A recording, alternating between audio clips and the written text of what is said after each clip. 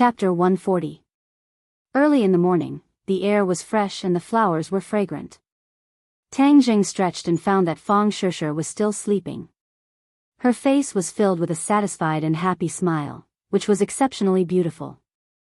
Last night, the two of them were very busy and only fell asleep in the middle of the night. Besides the last time they had intimate contact at Tang Zheng's new home, this was only the second time, so they didn't stop there. Instead, it was as fierce as a storm. Fang Shishir seemed to have adapted to him. She was immersed in this wonderful feeling and kept taking. Fortunately, Tang Zheng's stamina was strong enough. Of course, he completely conquered her, not only her heart, but also her body. Tang Zheng was used to waking up early. Although he slept very late and consumed a lot of energy, his body was different from ordinary people. He didn't feel uncomfortable at all. Instead, he was in high spirits. He also absorbed a lot of purine energy last night, so he wasn't in danger of exploding for a while. Fang Shishir's delicate face was flushed red, and her eyelashes suddenly blinked. Tang Jing saw it and knew that she was already awake and was just pretending to be asleep, so he deliberately stretched his hand under the blanket and grabbed onto the softness that refreshed his heart. Her body trembled slightly. Although the two of them were very intimate, her body was still sensitive. Tang Zheng's gentle touch could make her heart tremble. Seeing that she was still pretending to be asleep, Tang Zheng simply increased the strength of his movements. Ah! Fang Shishir finally couldn't help but cry out softly. She opened her eyes and said coquettishly, "Doing bad things so early in the morning. You're asking for a beating. Last night, it seemed that someone liked my naughtiness very much and wanted me to be even naughtier." Tang Zheng's mouth slightly curved and said with a naughty smile. "Don't say it, don't say it." Fang Shishir hurriedly sat up and covered Tang Zheng's mouth.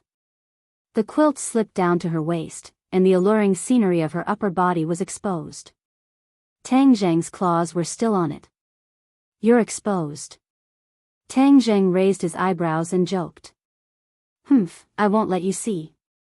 Fang Shishir grabbed the quilt and broke free from Tang Zheng's evil clutches, covering the seductive scene. "I looked at it for a long time last night. I already know what it looks like. I can imagine it even without looking. You, bad egg." Fang Shishir's face was as red as a peach blossom. Her eyes looked like they were about to drip water. "Shishir, wake up and eat breakfast. I'll send you to school in a bit." Shi Mengqin called from outside the door. "Okay, Mom, I'll be down soon." "Quickly get up and put on your clothes," Fang Shishir urged. "Do you want me to help you put it on?" Tang Jing volunteered. Fang Shishir glared at him and said, "I don't want it. You only know how to be naughty. You only know how to take off people's clothes." The two of them put on their clothes and washed up. When they walked to the door, Fang Shishir stopped and turned her head to look at Tang Jing. She embarrassedly said, "What if my parents see you?" Tang Jing shrugged his shoulders, not afraid in the slightest. In any case, they will find out sooner or later. It is better to find out sooner rather than later. Moreover, in the future it will be convenient for us to be together openly. "Humph, I'll let you off easy." Fang Shishir wrinkled her nose, looking extremely cute. With a creak, the door opened. The two of them held hands and walked up the winding staircase to the dining room. In the dining room, Fang Chonghua and Shi Mengqin were originally talking when they suddenly raised their heads and saw the scene. They simultaneously stopped and stared dumbfoundedly at the two of them. A trace of shyness flashed across Fang Shishir's face, but she did not let go of Tang Zheng's hand. Instead, she gathered her courage and naturally walked over with Tang Zheng. "Uncle, Auntie, good morning." Tang Zheng discovered that his face was becoming thicker and thicker. He was not flustered in the slightest, as if nothing had happened. On the contrary, Fang Shishir bashfully lowered her head, not daring to look at her parents. Seeing her bashful appearance, as experienced people, how could Fang Chonghua and Shi Mengqin not understand what had happened? They tacitly looked at each other and couldn't help but think of last night's topic. Didn't they plan on repeatedly reminding Fang Shishir about that kind of thing? But after only one night, it was already too late. Heavens, the two of them were about to collapse. This matter came too suddenly. Even the usually calm and collected Fang Chongguo's expression changed. Shi Mengqin glared at Fang Shishir and was about to flip out when Fang Chongguo saw that the situation was not good and hurriedly grabbed her hand. The matter had already happened, so flipping out would not help and would instead make the situation worse. It seems that his daughter had truly grown up. Fang Chongguo inwardly sighed. But last night when they went to sleep, Tang Zheng was clearly not in his home. How could he be standing in front of them now? However, this was not a problem for them as they automatically imagined Tang Zheng and Fang Shishir infiltrating their home. Shi Mengqin also suddenly remembered the strange sound she heard last night. It was definitely made by these two, and she had almost opened the door and bumped into them. She was both a bit angry and a bit happy. After all, bumping into this kind of thing was too embarrassing. Shishir, come here and sit down.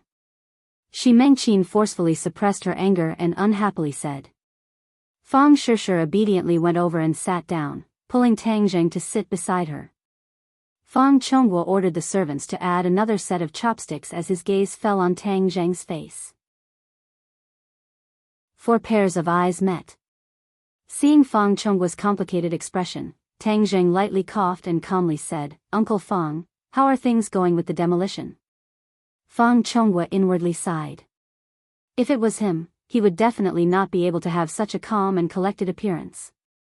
This Tang Zheng was truly not simple. But in this situation, he obviously could not give Tang Zheng too much face. Otherwise, he would not let this little brat take a mile after taking an inch. Therefore, Fang Chongguo did his best to make his expression serious and not appear angry as he solemnly said, the demolition has already begun. Boss Was Company truly lives up to its name. That's good. Tang Zheng nodded his head and began to eat. Tang Zheng felt that he had to admire his own courage and determination. If it was before, he would definitely have a guilty conscience. But now that he had dealt with so many strange things, this situation did not make him feel guilty at all. Seeing the calm and collected Tang Zheng, Shi Mengqin fiercely glared at him. Then, she pulled Fang Shishir, who had almost finished eating, and said, Follow me. Fang Shishir reluctantly looked at Tang Zheng. Seeing Tang Zheng's encouraging gaze, she slightly nodded her head and followed her mother into a room. Stand properly. Shi Mengqin crossed her arms and began to criticize. Fang Shishir pouted her lips and complained, Mom, what are you doing? I'm still eating breakfast. What are you eating? You still have the mood to eat? Look at what you've done. Shi Mengqin was unable to restrain her anger as she tried her best to control her voice so that it would not spread to the dining room. Fang Shishir took a deep breath. She had already anticipated her mother's anger, so she tried her best to speak in a calm tone. I know what I'm doing. I think you don't even know what you're doing. You're still students, how can you be like this? Shi Mengqin did not dare to use words that were too hurtful to her daughter. So what if we're students? We're already 18 years old and are already adults. If we were in the ancient times, we would already be married and have children. So what? Moreover, the two of us are truly in love. Moreover, didn't you guys not object before? Fang Shishir argued. We did not object, but we did not think that you guys would progress so quickly. Shi Mengqin was filled with regret. If she had known earlier, she would have strictly guarded against them. However, no matter how strictly she guarded against them, she could not have continued to follow them. It was even more impossible for her to not sleep at night and guard the door to prevent Tang Zheng, this flower thief. Moreover, there was no way to guard against this kind of thing. Seeing her daughter's determined appearance, Shi Mengqin was speechless and could only gnash her teeth in hatred. Fang Shishir saw that her mother's anger had subsided a little and hurriedly held on to her hand. She said with a smile, Mom, I know you treat me well, but I also have my own feelings and my own decisions. I also know how to treat myself well, so you don't need to worry.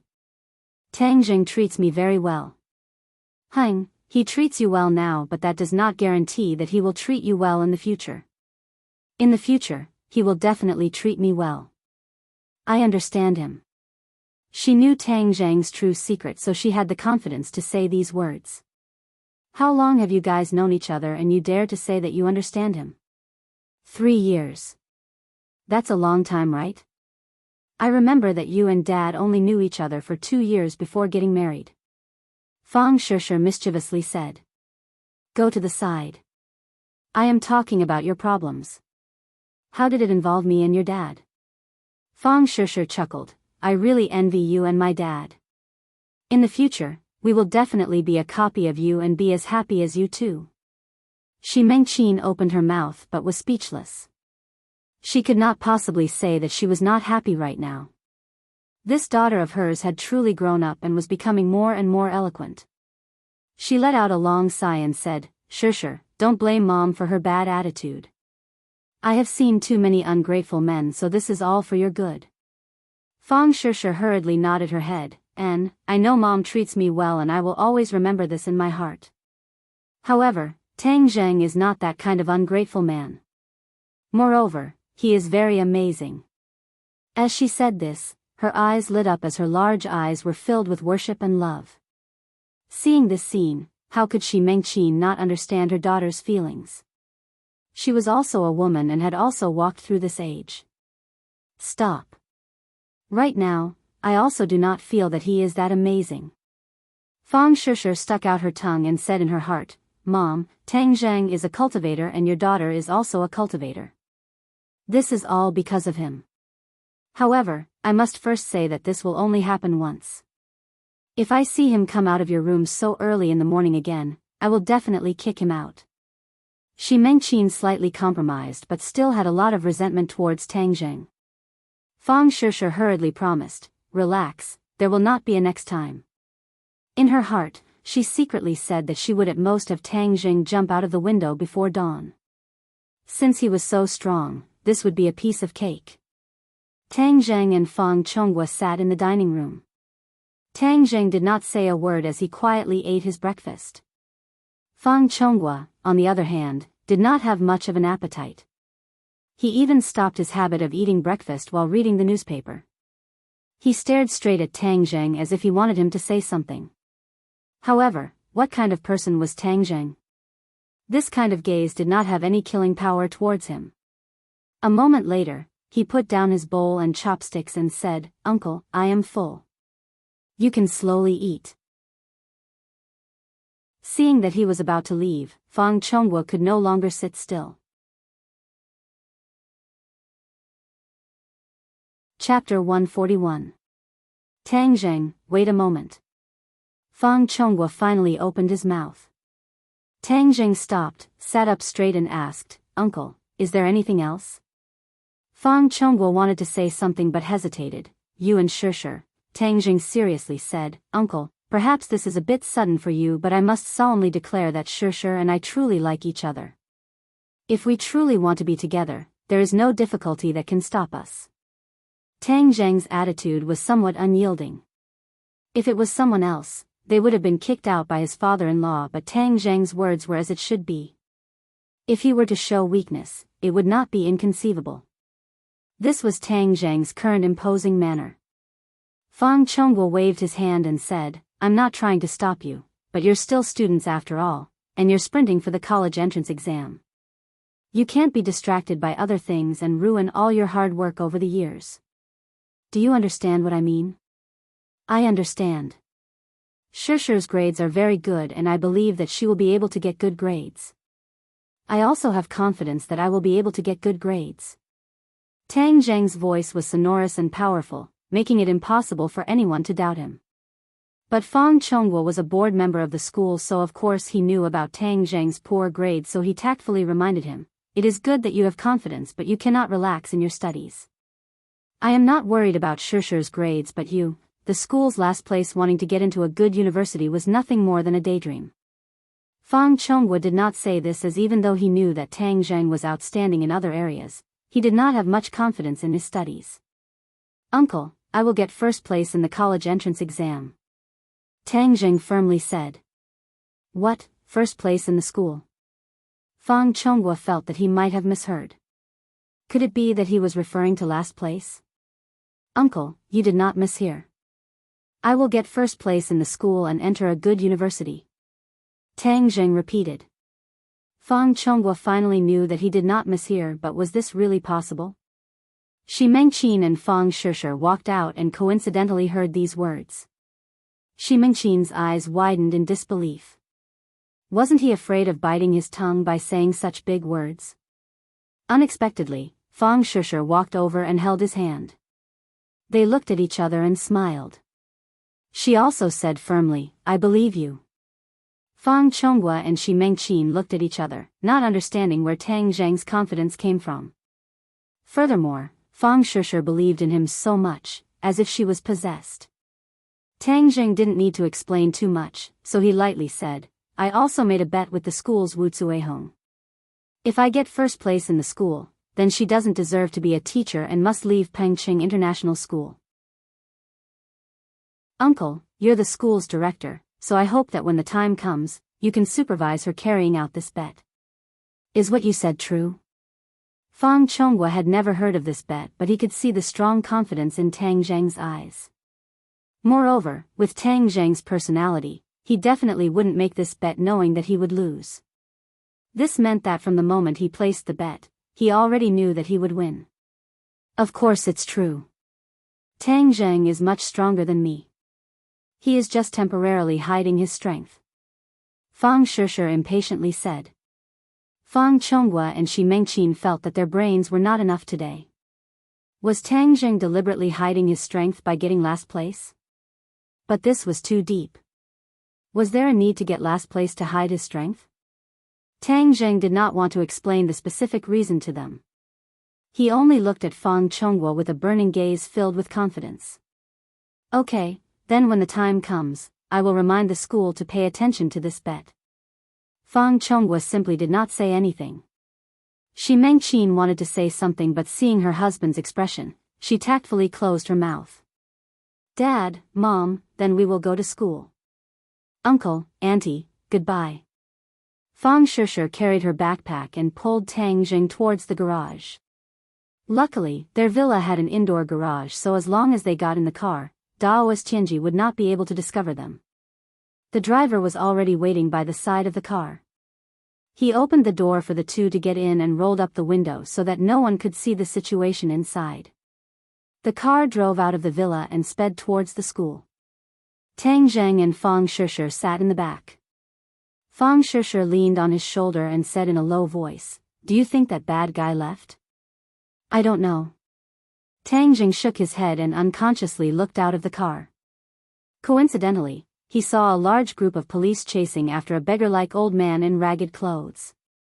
This person was of course Elder Tianji. Elder Tianji had been unhindered for his entire life and had never thought that he would be chased like a stray dog. His speed was much faster than the police, but he did not have as many people as the police and was not as familiar with the terrain.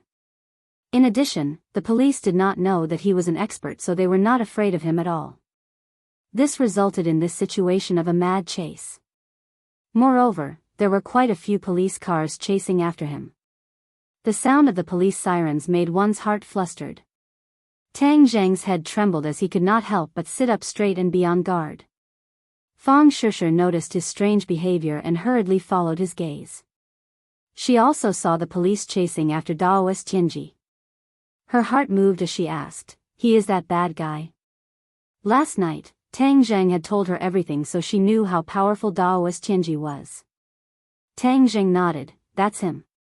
He really did not leave. If I had left your house last night, then I would have definitely been discovered by him. So it seems that my decision to leave you behind last night was correct. Fang Shishir said with satisfaction. Tang Zhang tapped her nose and praised, You are my lucky star, so your decision was definitely correct. Even though his expression was relaxed, his hand could not help but grab onto the battle spirit sword in Fang Shishir's bag. Fortunately, this scene flashed by and Daoist Tianji did not discover that the person he was looking for was in a car not too far away. He did not dare to use the earth-shrinking technique in front of so many people as it was too eye-catching. If he were to be noticed by the country's people, then he would not have a good ending. Even though he was a first-grade foundation establishment cultivator and his strength was not bad, the martial artists in this world were not weak either. Moreover, there were too many experts and he was far from being a match for them. So he could only madly run and hope that he could quickly get rid of this group of damned police. Not long after, the police and police cars disappeared from Tang Zhang's sight. The two people safely arrived at the school and Tang Zhang's heart finally relaxed as he focused on class. However, there was someone who was unable to concentrate and Hoodlum was restlessly pacing around the large office. Hoodlum had a tall stature and his muscles were bulging. The veins on his arms were bulging like green pythons coiling around his muscles. His eyes revealed an ominous glint as his heart was in turmoil. The people he had sent to assassinate Tang Zhang last night could not be contacted. It was just to get rid of a high school student. Furthermore, in order to emphasize the importance of Song Donghua's mission, he had sent out 6 people. Moreover, they were led by his head, Scarface. For a single student, this was simply too much. But why was there no news? Even when he called, no one answered. Hoodlum had sent out his little brothers early in the morning to look for these 6 people as he guessed that they had drunk some wine and ran off somewhere to enjoy themselves. When I find them I will definitely fiercely teach them a lesson. They are simply too outrageous. Brother Fei, we found Scarface and the others. One of his little brothers walked in with a strange expression as he respectfully reported. Why do you have such a dead face so early in the morning? Did you die or something? Hoodlum unhappily reprimanded, Speak, what exactly happened to Scarface and the others? The little brother hurriedly lowered his head and fearfully said, Brother Fei, this matter is very strange. You should personally make a trip. Strange? This daddy has seen many strange things. How strange can it be? Hurry up and tell me, what exactly happened? Hoodlum impatiently reprimanded. Seeing that his boss was about to flip out, the little brother took a deep breath and finally gathered his courage as he stammered, Scarface's little brothers are all dead. Dead? Hoodlum was shocked as he could not believe it. A few people had actually died trying to deal with a high school student. This was simply too strange. What exactly happened? Hoodlum sternly asked. The little brother fearfully shook his head, Boss, I am also not clear. You should go and take a look. Okay, let's go. This daddy wants to see what exactly happened. Half an hour later, Hoodlum stood in the desolate construction site of the unmarked common graves as he blankly stared at everything in front of him. He finally understood his little brother's feelings. This was simply too strange. Brother Fei, we found their van and then found this place. The little brother still did not dare to look at the bloody scene. Hoodlum's face was ashen as his little brothers had actually died so miserably. Their heads had been separated from their bodies and some of their stomachs had been torn open with their organs spilling all over the ground. This was simply like hell on earth. Even the chaotic battles of the underworld were not this miserable. Who can tell me what exactly happened? The other little brothers did not dare to look at his eyes as they hurriedly lowered their heads. No one dared to speak. Where is Scarface? How come I don't see his corpse here? Scarface is still alive. The little brother said. Then capture him for this daddy. This daddy wants to ask what the fuck happened. Hoodlum was flustered and exasperated. It had been a long time since he had been this angry. What was originally an insignificant matter had actually turned out like this. 5 of his little brothers had died, and they had died so miserably. If he did not find an explanation, then not only would his little brothers be bitterly disappointed, he would also become a laughingstock and damage his reputation. The little brother wanted to say something but hesitated. In the end, he did not say anything as he turned around and walked towards the van, dragging along a person as he staggered over. Hoodlum looked at the person walking over in astonishment as his eyebrows jumped. Scarface was his leader and was also his trusted little brother. Of course, he was very familiar with him. Scarface was vicious and merciless, and was extremely good at fighting. However, although this person in front of him had the appearance of Scarface, he did not have any spirit. His face was lifeless like a fool and was completely different from the Scarface that he knew. Hoodlum became even more suspicious. Just what had happened to make his ruthless leader become like this? He had to find out. He grabbed Scarface's collar and angrily roared, "Scarface, just what happened?"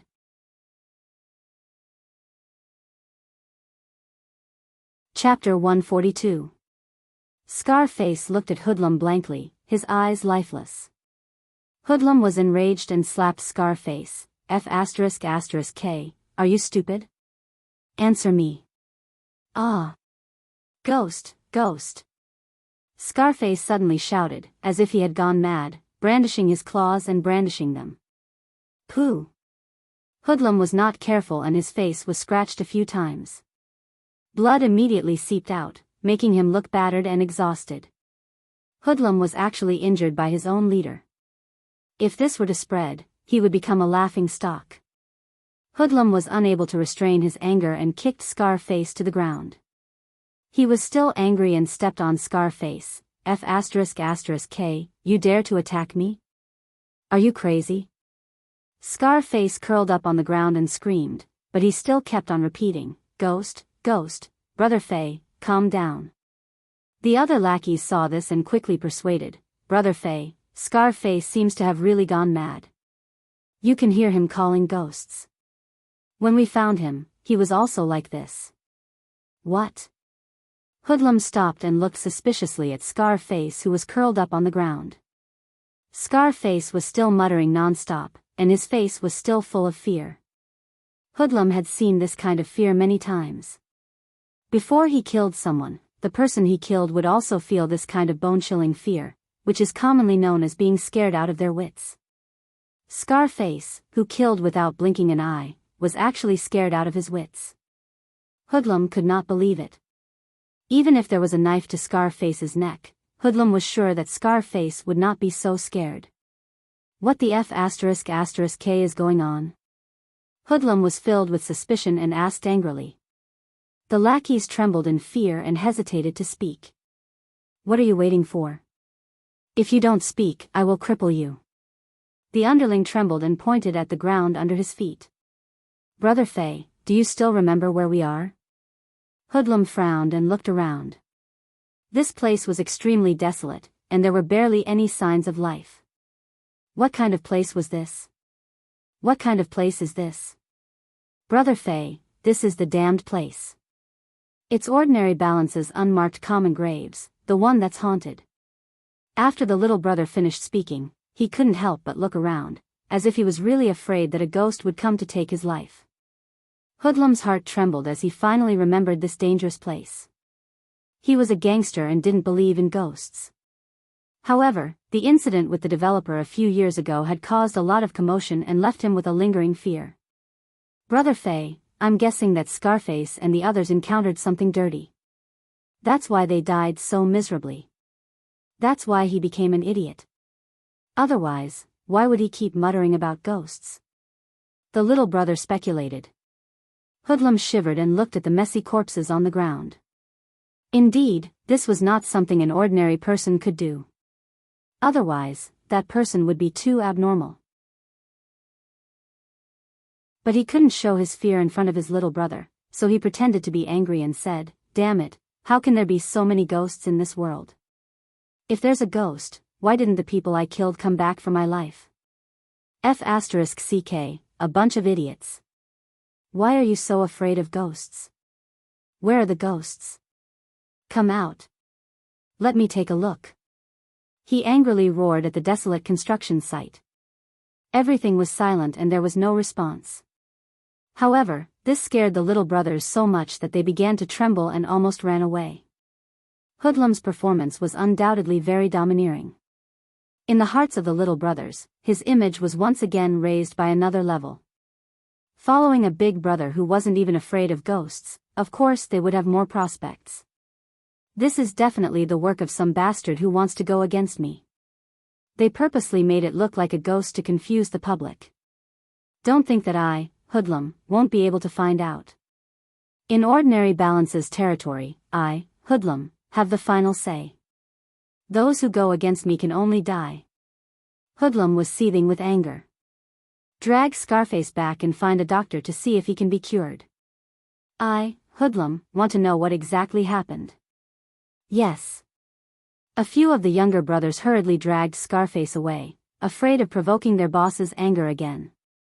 However, the few bloodstains on his face, no matter how they looked at it, seemed like a silent taunt. Gather the little brothers. I, Hoodlum, want to stretch my muscles. It's been too long since I've fought. Others might think that I, Hoodlum, am easy to bully. Boss, who are we going to fight? Lin Hu. Several little brothers' eyes lit up as they agreed. Recently, Lin Hu has been jumping around happily. He even swallowed up Boss Fan's territory. Why don't we go and eat up his territory? Let's see if he can still be so arrogant. Hoodlum disdainfully snorted. In ordinary balance's territory, Master Huang has the final say. They have been fighting to the death and Master Huang has seen it all. Since they dare to bite back at Master Huang, then their time of death has come. These words were indeed the truth. The current situation where several parties coexisted was something that Huang Si had tacitly agreed to. He did not keep all of the territory in his hands because he was worried that others would say that he was monopolizing it. Thus, he occupied the most profitable territory and left the rest for others to fight over. Not only did he not lose much profit, he even gained a good reputation. It was really like being a bitch and still wanting to build a monument. The little brothers became excited. With territory to fight over, they would have even more profits in the future. Thus, they temporarily forgot about the ghost matter and contacted their little brothers to take action. Ding-ling-ling. Suddenly, Hoodlum's phone rang.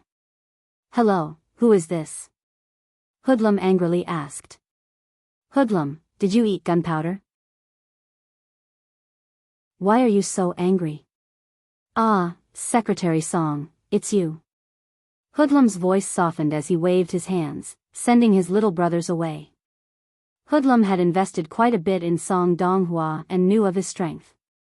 No matter how imposing and fierce he was in front of his little brothers, in front of Song Donghua, he was incomparably obedient and listened to his orders. This society was not like the past where one could rely on fighting and killing to get to the top. This society had a dark side and the country would tacitly allow it to exist. However, if the country really wanted to make a move, they would be like a mantis trying to stop a chariot. Hoodlum understood this principle, so he had always tried to rope in officials. In the end, he had spent a lot of effort to hug the thighs of Secretary Song Donghua. Although he had spent quite a bit of money, the results were very good.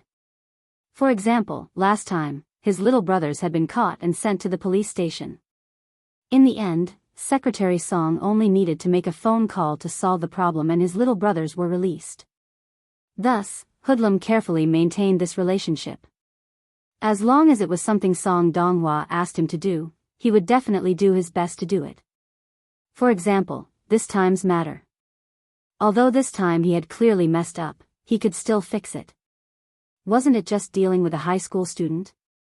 It was a piece of cake. How are things? Song Donghua went straight to the point. Hoodlum did not dare to say that he messed up and hurriedly said, "It will be done in 2 days. Secretary Song, you can rest assured that I will handle it." Song Donghua unhappily said, "Didn't you say that you were going to make a move last night?" It seems that Song Donghua was a person who would definitely take revenge for the smallest grievance. Hoodlum evasively said, "Secretary Song, there was a small matter last night so it was delayed. Don't worry, I will definitely handle this matter beautifully. I guarantee that you will be satisfied. Don't make me wait too long, otherwise I will lose my patience. If that happens, you will not be able to handle your matters in the future." Secretary Song threatened. "Yes, Secretary Song, don't worry. I will definitely get it done as soon as possible." After hanging up the phone, Hoodlum went silent. "Today, after dealing with Lin Hu, I will personally make a trip to meet this high school student." Hey, to personally deal with a high school student, it really is too much of a fuss. At noon, Xingshi Bar had not yet opened but a group of people had already arrived. It was clear that they were not customers but had ill intentions. When Lin Hu's little brothers saw this, they quickly ran upstairs to report. Pung! A loud sound rang out as Hoodlum sent the door flying with a kick, smashing into the wall far away. He stood imposingly at the entrance, glaring angrily. Sweeping his gaze, Lin Hu's lackeys all hid far away. Yo, isn't this Brother Fei? Why are you so angry? Come, give Brother Fei a glass of wine. Put in some ice to cool down his anger. Dong Zi came out to greet him and feigned enthusiasm. Who the F***ck are you? What qualifications do you have to speak in front of me? Scram, tell your boss Lin Hu to come talk to me. Otherwise, I will start smashing. Hoodlum said arrogantly. Behind him, over 100 little brothers immediately screamed and waved the sticks in their hands. It was a frightening sight. Brother Fei, I am Brother Hu's little brother Dong Zi. If you have anything to say, you can tell me. Dong Zi said while suppressing his anger. Pei, tell you? Are you even worthy? Hoodlum's leg flew up and swept towards Dong Zi. Dong Zi reacted quickly and immediately raised his arm to block. Although he blocked, there was still a muffled sound as Dong Zi flew out and smashed into the counter. It could be seen how powerful that kick was. Pei, you can't even withstand a single blow. Hoodlum disdainfully spat out a mouthful of saliva. Behind him, his little brothers cheered him on. Brother Fei is mighty. Lin Hu's little brothers began to stir and were about to charge forward when they saw Dong Zi stumbling as he stood up and blocked his little brother. He wiped the blood from the corner of his mouth and asked with a gloomy face, Brother Fei, you're not being particular. Are you trying to pick a fight with Brother Hu? So what if I want to pick a fight with him? Let me tell you, not only will I pick a fight, I will also ruthlessly step on Lin Hu so that he will never be able to rise again. Hoodlum said with a murderous look. Yo, Brother Fei, you're so aggressive. Did you eat a bull's penis early in the morning? You're so angry that you want to step on me so that I will never be able to rise again. You scared me to death. Lin Hu lazily walked downstairs and looked at Dong Zi. How are you? Dong Zi clenched his teeth and shook his head. I'm fine. Lin Hu nodded his head as he walked towards Hoodlum. Hoodlum's pupils shrunk as they had not seen each other for a short period of time, and Lin Hu's aura seemed to have changed. He was now filled with confidence. Brother Fei, what happened to your face? Did some little girl scratch you? Hey, you're going to be disfigured. Lin Hu jokingly said, but in his heart he was very puzzled as why Hoodlum would come looking for him. Could it be that Fire Phoenix had told on him? Impossible. Lin Hu decided to wait and see. Hoodlum was already angry, and mentioning the bloody scars on his face made him even angrier. It seemed like this fight was unavoidable.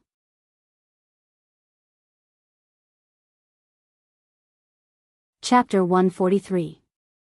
Hoodlum angrily glared at him. Lin Hu, don't think that I don't know what you've done. Was the matter with Scarface done by you? Actually, Hoodlum wasn't sure who was the one behind Scarface's matter, but he had a good reason, so he didn't mind pinning this matter on Lin Hu's head. Fairy Search download free novels. During this period of time, Lin Hu had been jumping around very happily. Hoodlum felt threatened, so he wanted to beat him down. Brother Fei, you can eat whatever you want, but you can't say whatever you want. I heard that Scarface was injured by a malicious spirit in the unmarked common graves, so I was just about to go and ask him about it. Lin Hu flatly denied. The unmarked common graves were after all in the north of the city, so Lin Hu had just received the news and was very shocked. Hoodlum stared at him but didn't want to judge whether his words were true or false. In any case, this battle had to be fought. Don't cry crocodile tears. Let me tell you, it's too late to pretend to be a grandson. What malicious spirit demanding your life? That's just a trick a 3-year-old child. Since you won't admit it, I'll beat you until you admit it. Lin Hu's eyebrows jumped. Brother Fei, then you're purposely looking for an excuse to deal with me? Hang, so what if I'm going to deal with you? Hoodlum disdainfully said, and then took a step forward. Their eyes met, and Hoodlum didn't see any fear in Lin Hu's eyes. This made him even more determined to get rid of Lin Hu. A person who wasn't afraid of him would one day threaten his existence, so he waved his hand. Attack. More than 100 underlings swarmed into the bar, waving their clubs and smashing the bar. Fine, if you want to fight then I'll fight. Let's see who will win in the end. Lin Hu clenched his teeth and said with an ashen face. The battle was already unavoidable. If he were to shrink back then he wouldn't have the face to mingle in the underworld. But he was a little regretful that he wasn't fully prepared for this battle. But, even if it was difficult, he still had to fight. Good, then I want to see how a second-grade refining body like you can fight against a fifth-grade refining body like me. Hoodlum jokingly said as he swept his leg towards Lin Hu's lower body. Lin Hu leaped backwards and dodged the attack. He roared, "Brothers, beat them up for me. Beat them up ruthlessly. They dare to behave atrociously in our territory, we must beat them down." Suddenly, the two sides were engaged in a chaotic battle. This was Lin Hu's base camp, so of course, he had a lot of people. They were almost evenly matched, but the bar suffered a calamity. It was basically smashed beyond recognition. Lin Hu's eyes were spitting fire as he leapt towards Hoodlum.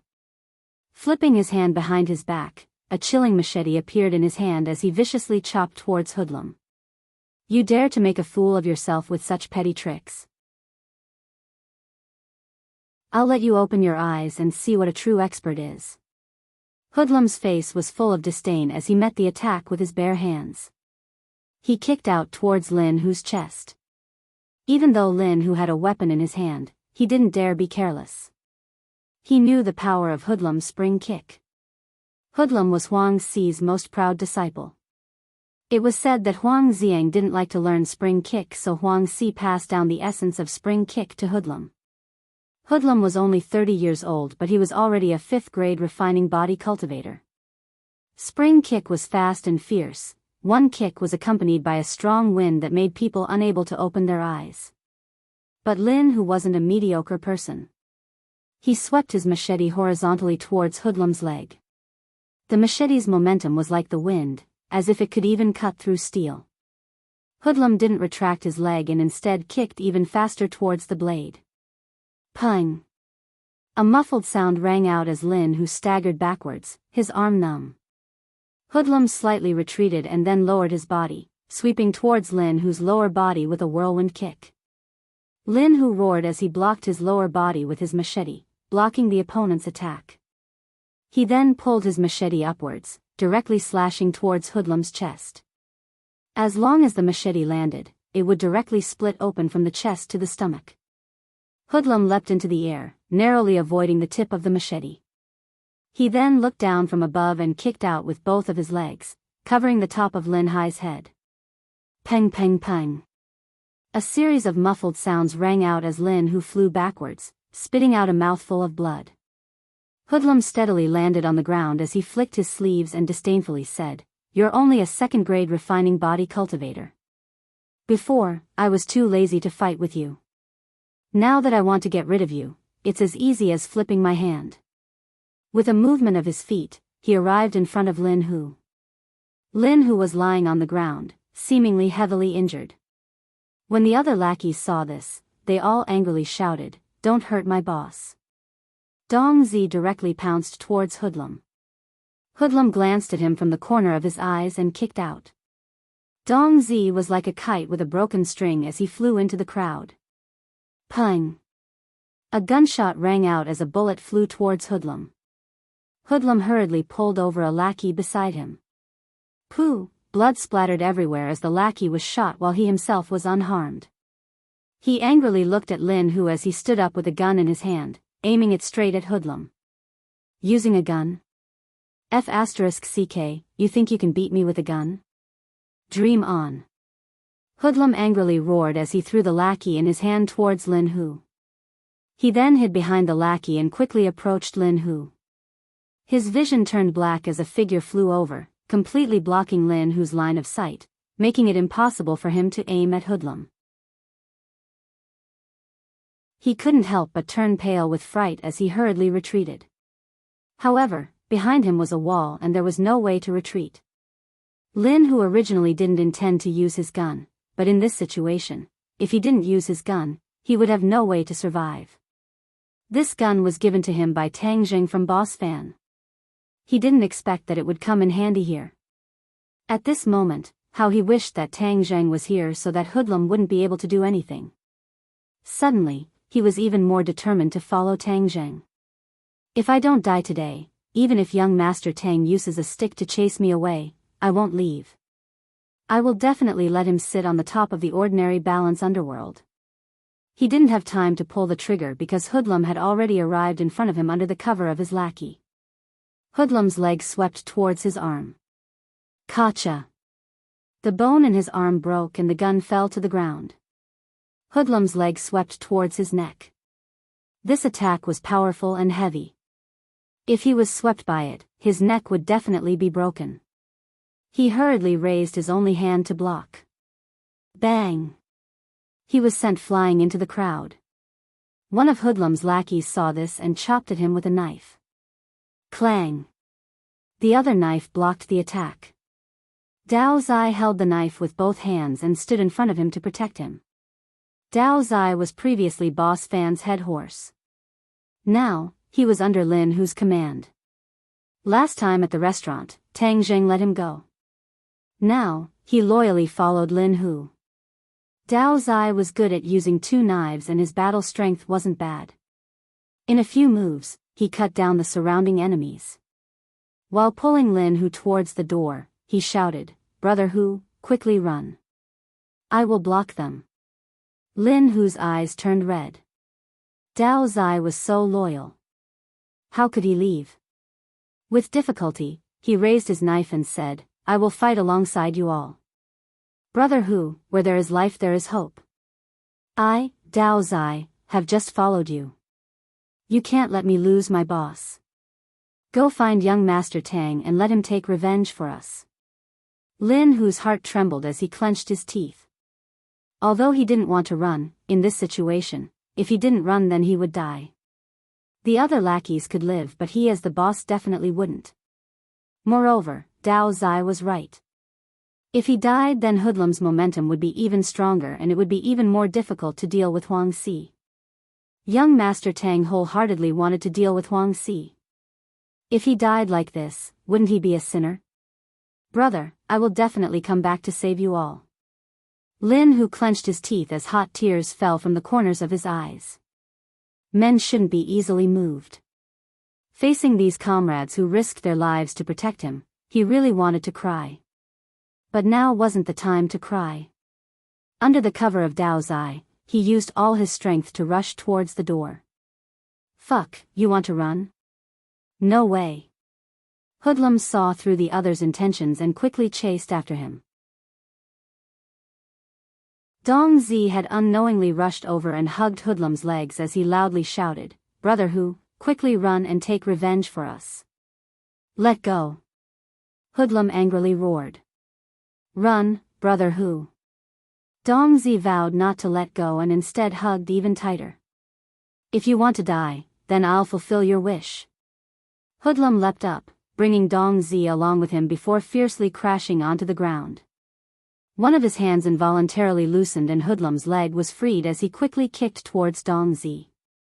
Dong Zi desperately hugged onto his other leg, spitting out blood but still didn't loosen his grip. "Help!" It was unknown who roared but Lin Hu's subordinates all rushed towards Hoodlum, wanting to block him and give their boss a chance to escape.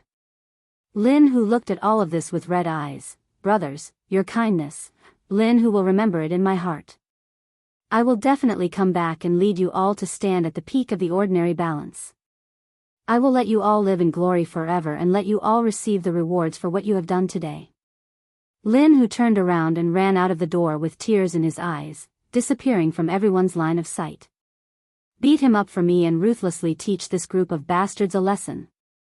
Hoodlum flew into a rage as he helplessly watched Lin Hu escape. Although his martial arts were the highest here, he was still powerless in the vast ocean of people's war. Lin Hu staggered and in order to not attract attention, he specifically chose a remote path.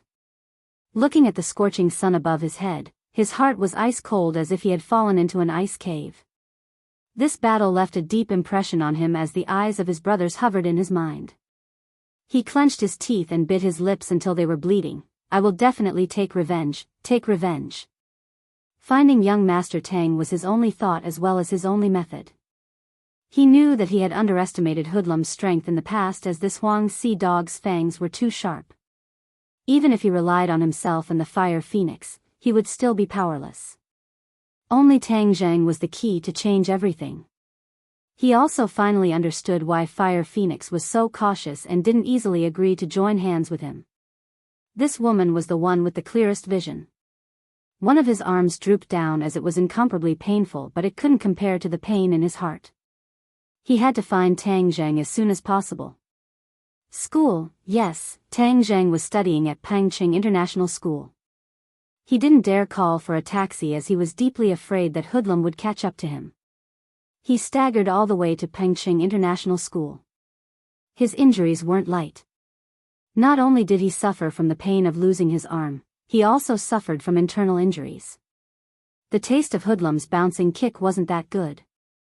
Finally, he saw his destination in the distance as a group of students filed out.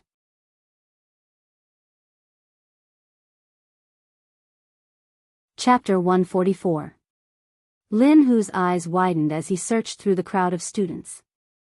Suddenly, a familiar figure jumped into his eyes. Net, young Master Tang. He controlled the cry that he was about to blurt out. Looking at his battered and exhausted self covered in blood, he lowered his head in shame and did not go over. He understood that Tang Zhang did not want too many people to know about him, so he did not dare to go over in public. Tang Zhang sent Feng Shishir to the car and watched her leave. He then walked with Feng Yong. The two of them chatted and laughed, no different from the students beside them. When the two of them got closer, Lin Hu jumped out from a corner and called out in a low voice, "Young Master Tang." Tang Zhang and Feng Yong were originally discussing the problem of martial arts. Feng Yong was after all too old and his aptitude was average, so his progress in martial arts was not as fast as Feng Shishir's. However, thanks to the guidance of a great teacher like Tang Zhang, he could be considered to have stepped into the threshold of martial arts. "Boss, when do you think I can be as strong as you?" Feng Yong asked in worship. Tang Zhang gave a faint smile and encouraged him, "As long as you work hard, it is possible." Feng Yong nodded, "I will definitely work hard so that people like Takashi will never be able to bully me again." 5. Takashi hasn't bullied you now, right? Of course he wouldn't dare. With boss protecting me, who would dare to touch me? Feng Yong said proudly. However, Takashi has been acting strange recently, especially that look in his eyes. I keep feeling that there is a problem. Tang Zhang did not have time to reply when he saw a person jump out from the side. He jumped in fright, thinking that it was Daoist Tianji. Who's why is it you? Tang Zhang looked at Lin Hu in astonishment. His gaze trembled as he saw the blood on his clothes. He could not help but frown. "What's wrong?" "Young Master Tang, I have something to talk to you about." Lin Hu glanced at Feng Yong and hesitated. Feng Yong looked at this stranger in astonishment. He actually called his boss young Master Tang. He felt baffled. When did his boss have such a nickname? Why didn't his little brother know about it? However, what shocked him even more was Lin Hu's aura. This person was battered and exhausted, and there was even blood on his clothes. However, his aura was very frightening and full of killing intent, causing him to involuntarily tremble. Tang Zhang knew that something big must have happened. He patted Feng Yong's shoulder and said, "Fatty, you go home first." "Boss, is there something wrong?" "I'm your little brother, so if there's a problem, I'll have to help." Feng Yong patted his chest and volunteered. Tang Zhang shook his head. Feng Yong couldn't help. "Go back. You don't have to get involved in this." "Oh, boss, just give me a call if you need anything. I'll be there in a minute." Seeing Tang Zhang's firm attitude, Feng Yong left reluctantly. "Let's talk over there." There were too many students nearby. Tang Zhang and Lin Hu walked into a side alley. "What's going on?" "Young Master Tang, Hoodlum brought people to sweep through my territory, saying that I killed his little brother. Everyone knows that his leader, Scarface, was killed by a malicious spirit in the unmarked common graves. He is just looking for an excuse to get rid of me and swallow my territory. Lin Hu angrily said. Scarface? Tang Zheng's head moved. He remembered that Scarface from last night. Wasn't he sent by Hoodlum to kill him? He originally wanted to find Hoodlum and find out who wanted his life. He didn't think that Hoodlum would first find Lin Hu. Looking at Lin Hu's appearance, the situation didn't look good. What happened in the end? Tang Zheng asked. Lin Hu hung his head and said in shame, I wasn't Hoodlum's opponent. My brothers risked their lives to let me escape. Saying this, his shoulders trembled. Tears flickered in his eyes, as if they were about to burst out. Tang Zheng secretly sighed. Although it was just a few words, he could imagine just how desperate the battle was. He patted Lin Hu's shoulder and comforted him. Since your brothers risked their lives to let you escape, then they wanted you to make a comeback. What are you crying for? What do you plan to do next? He raised his head and looked straight at Tang Zheng. He clenched his teeth and with a put-on sound, he kneeled on the ground. Young Master Tang, I beg you to save my brothers. Get up. A man has gold under his knees. He kneels to the heavens, to the earth, and to his parents. You don't need to kneel to me. Tang Zheng's face sank as he reprimanded.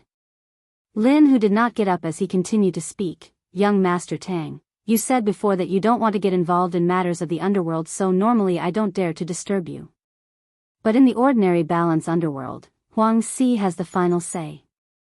He is vicious and merciless, so he definitely won't let my brothers off. Young Master Tang, from now on I pledge to follow you. My life is yours.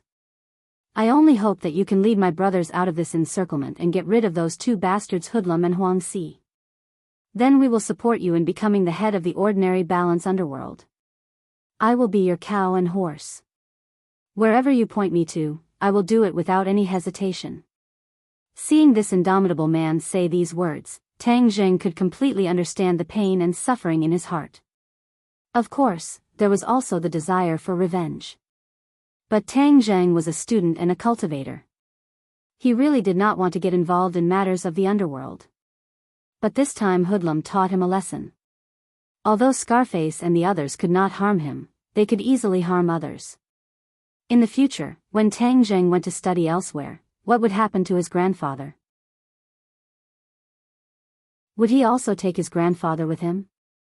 Of course he had the strength to do so, but it was difficult to leave one's homeland. His grandfather definitely did not want to leave the ordinary balance. What if Hoodlum or Huang Si saw that they could not deal with him and turned to deal with his grandfather? He did not dare to think of the consequences. He had experienced too many dangers and did not dare to take this risk. Even if his grandfather was in the slightest bit of danger, he would definitely strangle this danger in the cradle. His eyes gradually became sharp as it seemed that Lin Hu's suggestion was not impossible. In the past, he had been too ambitious and had neglected this problem. Although matters of the underworld made his grandfather worried, as long as he had absolute strength and grasped the power of the underworld in his hands, not only would this power not harm others, it would also ensure the safety of more people. Perhaps this was the result that his grandfather wanted to see. Moreover, this time Hoodlum had used the matter with Scarface as an excuse. This matter was related to Tang Zheng, so he really should lend a helping hand. Seeing Lin Hu kneel on the ground, his eyes fervently looking at him, he nodded his head and said, since we and Hoodlum and Huang Si are like fire and water, then of course we should pull them down. Stand up, I promise you. Lin Hu was overjoyed as he resolutely said, young Master Tang, this life of mine is in your hands. I, Lin Hu, vow to follow young Master Tang until my death. If I have second thoughts, may the heavens and earth destroy me. Tang Zheng grabbed both of his hands and helped him up. His heart gradually warmed as Tang Zheng knew that he was a person who would eventually make a name for himself. Perhaps Lin Hu would be one of his subordinates. At this moment, his heart underwent a complete change.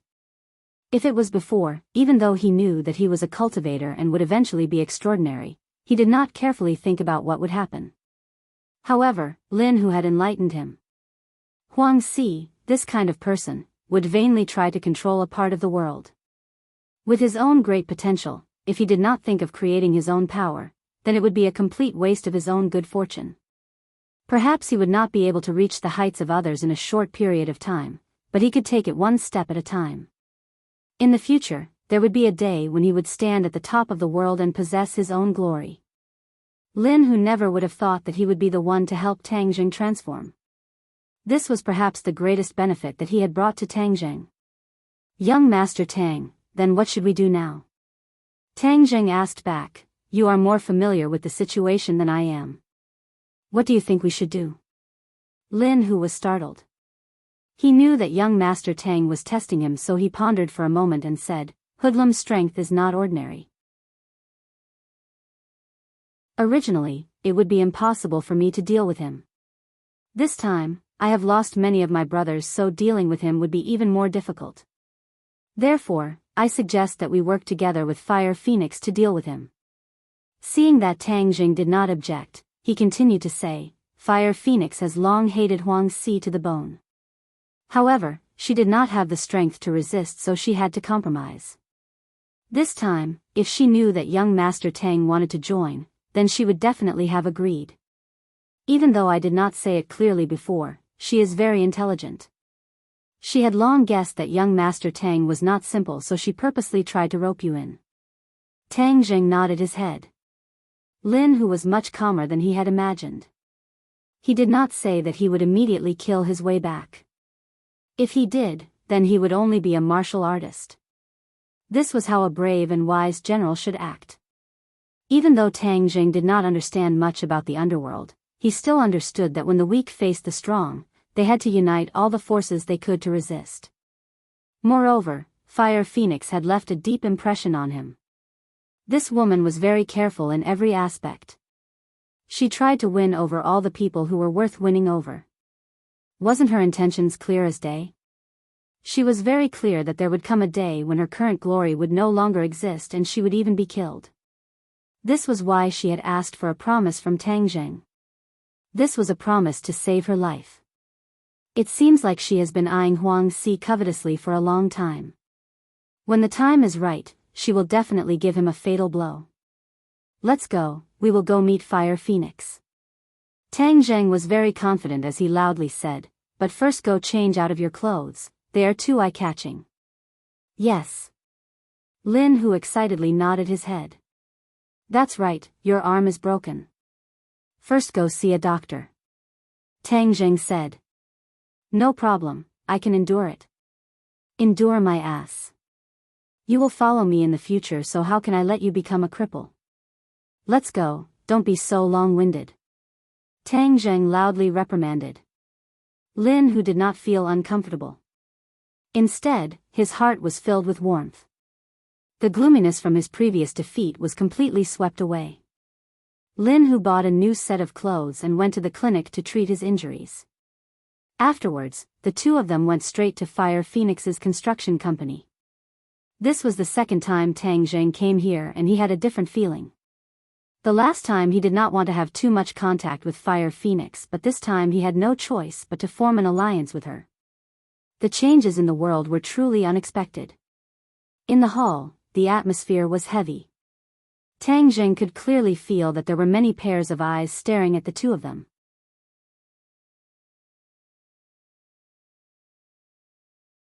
Chapter 145. The sound of high heels hitting the ground gradually came closer as Fire Phoenix leisurely walked over and said with a smile that was not a smile, Brother Fei put a bounty on your head, yet you still dare to come to my place. Are you not afraid that I will capture you and bring you to him to claim credit? Lin Hu's eyebrows jumped as he self-deprecatingly said, I never thought that there would be a day when I would have a bounty on my head. Amazed face, amazed face, not only did he put a bounty on your head, he also spread the news that if you do not go to him and ask for forgiveness, then Dong Zi and Dao Zi will not be able to live. What? Lin Hu's face sank. He captured my people to threaten me? Fire Phoenix lightly smiled. He knows that you are a righteous person and knows that this is your weak point. He is certain that you will definitely go find him. Am I right? Of course I will go find him. He swept my territory and hurt my brothers. I must take revenge for this. Lin Hu gnashed his teeth. Fire Phoenix's beautiful eyes turned as she looked at Tang Zheng and said, "Young Master Tang, what wind blew you here? Is Boss Fire not welcoming?" Tang Zheng calmly asked. Fire Phoenix loudly laughed. "Welcome, of course you are welcome." Tang Zheng looked left and right. Although there was not a single person around, he knew that there were many people secretly watching them. As long as Fire Phoenix gave the order, they would definitely attack. Fire Phoenix was truly cautious. Since Boss Fire welcomes us like this, then isn't the welcoming party a bit too grand? Tang Zheng pointed out as he asked. Fire Phoenix was slightly surprised as her people were all hidden and yet they were still discovered by Tang Zheng. She could not help but reevaluate Tang Zheng. Although she had repeatedly raised her expectations of Tang Zheng, it was clear that she still underestimated his strength. Young Master Tang is truly powerful. My insignificant skills have been disgraced. She waved her hand and a wave of rustling sounds rang out as her subordinates retreated. Tang Zheng nodded. Boss Fire is truly forthright. Then let us go in and talk. Young Master Tang, Brother Hu, this way please. In the same office, the three of them sat down. This time, there was no secretary. Fire Phoenix personally poured tea for the two of them. Young Master Tang, why did you come with Brother Hu this time? I've always felt that you're keeping a respectful distance from me. Fire Phoenix went straight to the point. Boss Hua, I'm not keeping you at a respectful distance. It's just that I'm a student, so there are some things that I don't want to interfere too much. But today, Huzi and I came together to give you a big benefit. Tang Zheng said. Fire Phoenix laughed out loud and said meaningfully, big benefits often mean big risks, don't you think so? Her eyes were very bright. She was a shrewd woman. Tang Zheng was non-committal and said, you can only win if you dare to fight. Isn't wealth and honor built with real swords and real guns? Especially on the streets. Fire Phoenix shook her head and sighed, I'm already old, I'm not as daring as the little girl. Fire Phoenix, don't be modest. You and I have known each other for more than 10 years. We know each other very well. How could I not know your strength? Lin Hu interrupted. Fire Phoenix asked with interest, Brother Hu, then what is this wealth and honor you're talking about? Since I don't have anything to do, I can listen. Since there was something to talk about, it was a good sign. It seemed like Tang Zheng and Lin Hu's judgment was correct. This woman was tempted. Drag Huang Si off his high horse. His territory, Lin Hu gets 60% and you get 40%. Tang Zheng said decisively. Fire Phoenix's pupils shrunk and immediately laughed. Young Master Tang, are you joking? Drag Huang Si off his high horse, no one has ever done this before. No one has ever done it before, but that doesn't mean no one will do it now. Tang Zheng said in a profound manner. Fire Phoenix stopped laughing and stared unblinkingly at Tang Zheng as if she wanted to see through him. Young Master Tang, where does your confidence come from? Ourselves. Tang Zheng said. Ourselves? Fire Phoenix's face was unprecedentedly serious. Tang Zheng's solemn vow did not mean he was an idiot. But she still could not see through him. Young Master Tang, forgive me for speaking bluntly, but I understand your situation. I don't see anything that can contend against Huang Si. Even with Brother Hu, you saw Hoodlum take care of Brother Hu by himself. What do you have to contend against Huang Si? Her gaze was sharp as she waited for the two's answer. With young Master Tang here, nothing will be a problem. Lin Hu was full of confidence as he had a kind of blind worship and trust towards Tang Zheng. Fire Phoenix, on the other hand, asked, Young Master Tang, forgive me for asking, but what is your cultivation level? 6th grade refining body. Tang Zheng answered truthfully. Fire Phoenix's eyes flashed with a trace of astonishment as she did not expect Tang Zheng's cultivation level to be so high. Young Master Tang, I have to say that you have made me very surprised. To have such a cultivation level at such a young age, your future achievements will be limitless. But I have to ask you a very realistic question. Huang Xi's cultivation level has already reached the 9th grade natal realm. Moreover, I heard that Huang Xiang recently obtained a mysterious cultivation technique which allowed him to progress at lightning speed.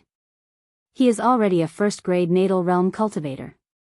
Even with the 3 of us together, how do you think we can deal with the 2 pre-celestial experts of the Huang clan? Lin Hu was shocked. Huang Xiang had actually gone from the 6th grade refining body to the 1st grade natal realm in just a few short days. What kind of mysterious cultivation technique did he practice? He subconsciously looked towards Tang Zheng only to see that Tang Zheng's expression was a bit strange as he remained silent. No one spoke as they all quietly waited for Tang Zheng's answer. But at this time, Tang Zheng was actually communicating with Tian Chanzi. Didn't he say that the so-called mysterious cultivation technique he gave Huang Xiang had side effects? How did he reach the 1st grade natal realm so quickly? He was confused, so he had to ask Tian Chanzi. Hi hey, little brat, what I said about side effects is definitely not wrong. That little brat's cultivation speed is a bit faster than I expected. But the faster the better. The faster he is, the more advantageous it is for you. Tian Chanzi mysteriously said. Tang Jing curiously asked, what kind of side effects are there that you never told me? Hi hey, if he did not cultivate to the 1st grade natal realm, then this side effect would not have appeared. But since he reached it so quickly, does that mean the heavens are helping you? Tang Jing urged, you are becoming more and more like a fraud. Quickly tell me about the side effects.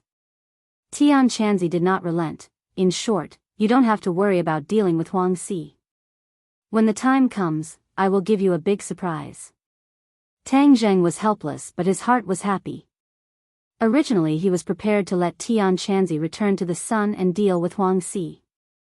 Huang Xi's cultivation was not enough in front of Tian Chanzi, and if he did not return to the sun, then Tang Zheng was prepared to ask Feng Xinyang or Yi Tianlei for help.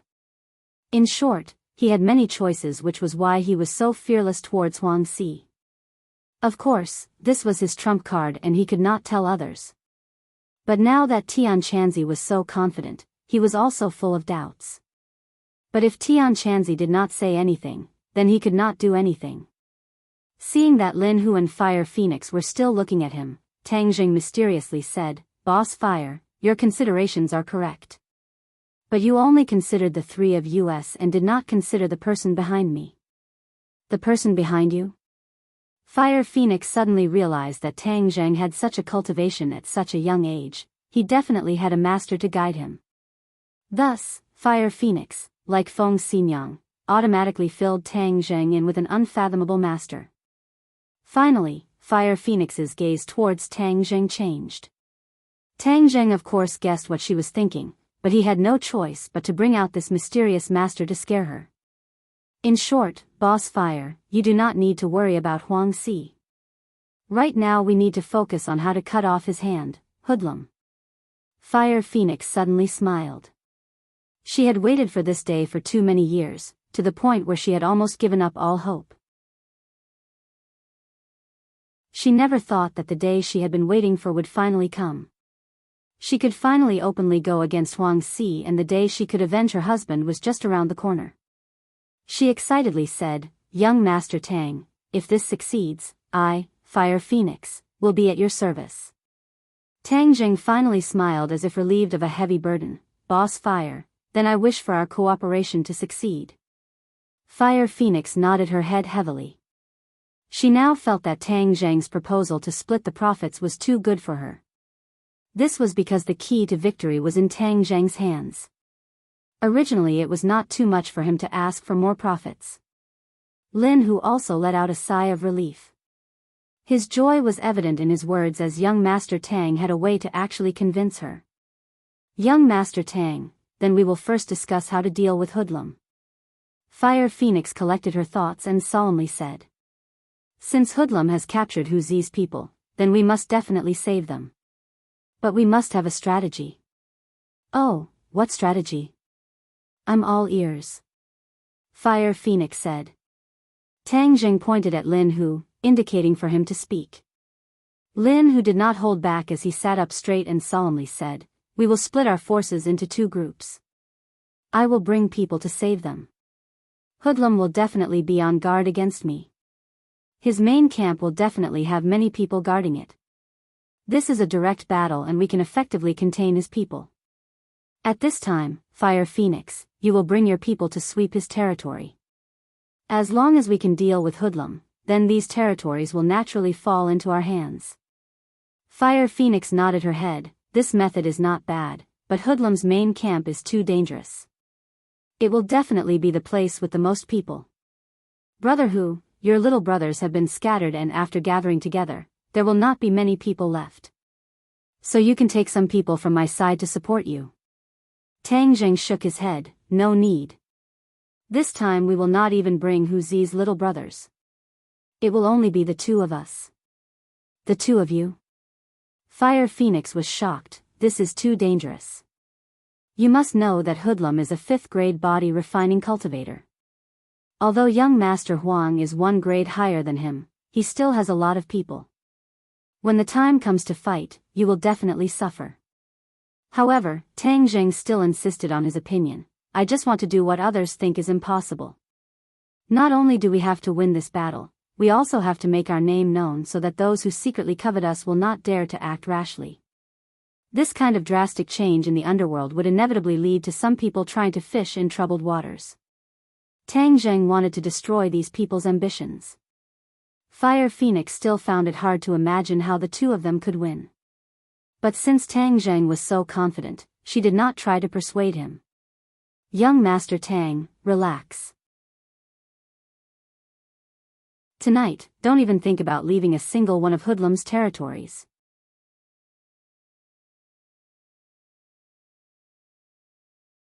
Chapter 146. It was early evening. Yilai Xiang Entertainment City wasn't as crowded with luxury cars and guests as it usually was. The free novel portal was deserted tonight because the entertainment city was closed. This was the first time something like this had happened in Changheng City. It must be known that Yilai Xiang Entertainment City was Brother Fei's home turf and even the police did not dare to investigate.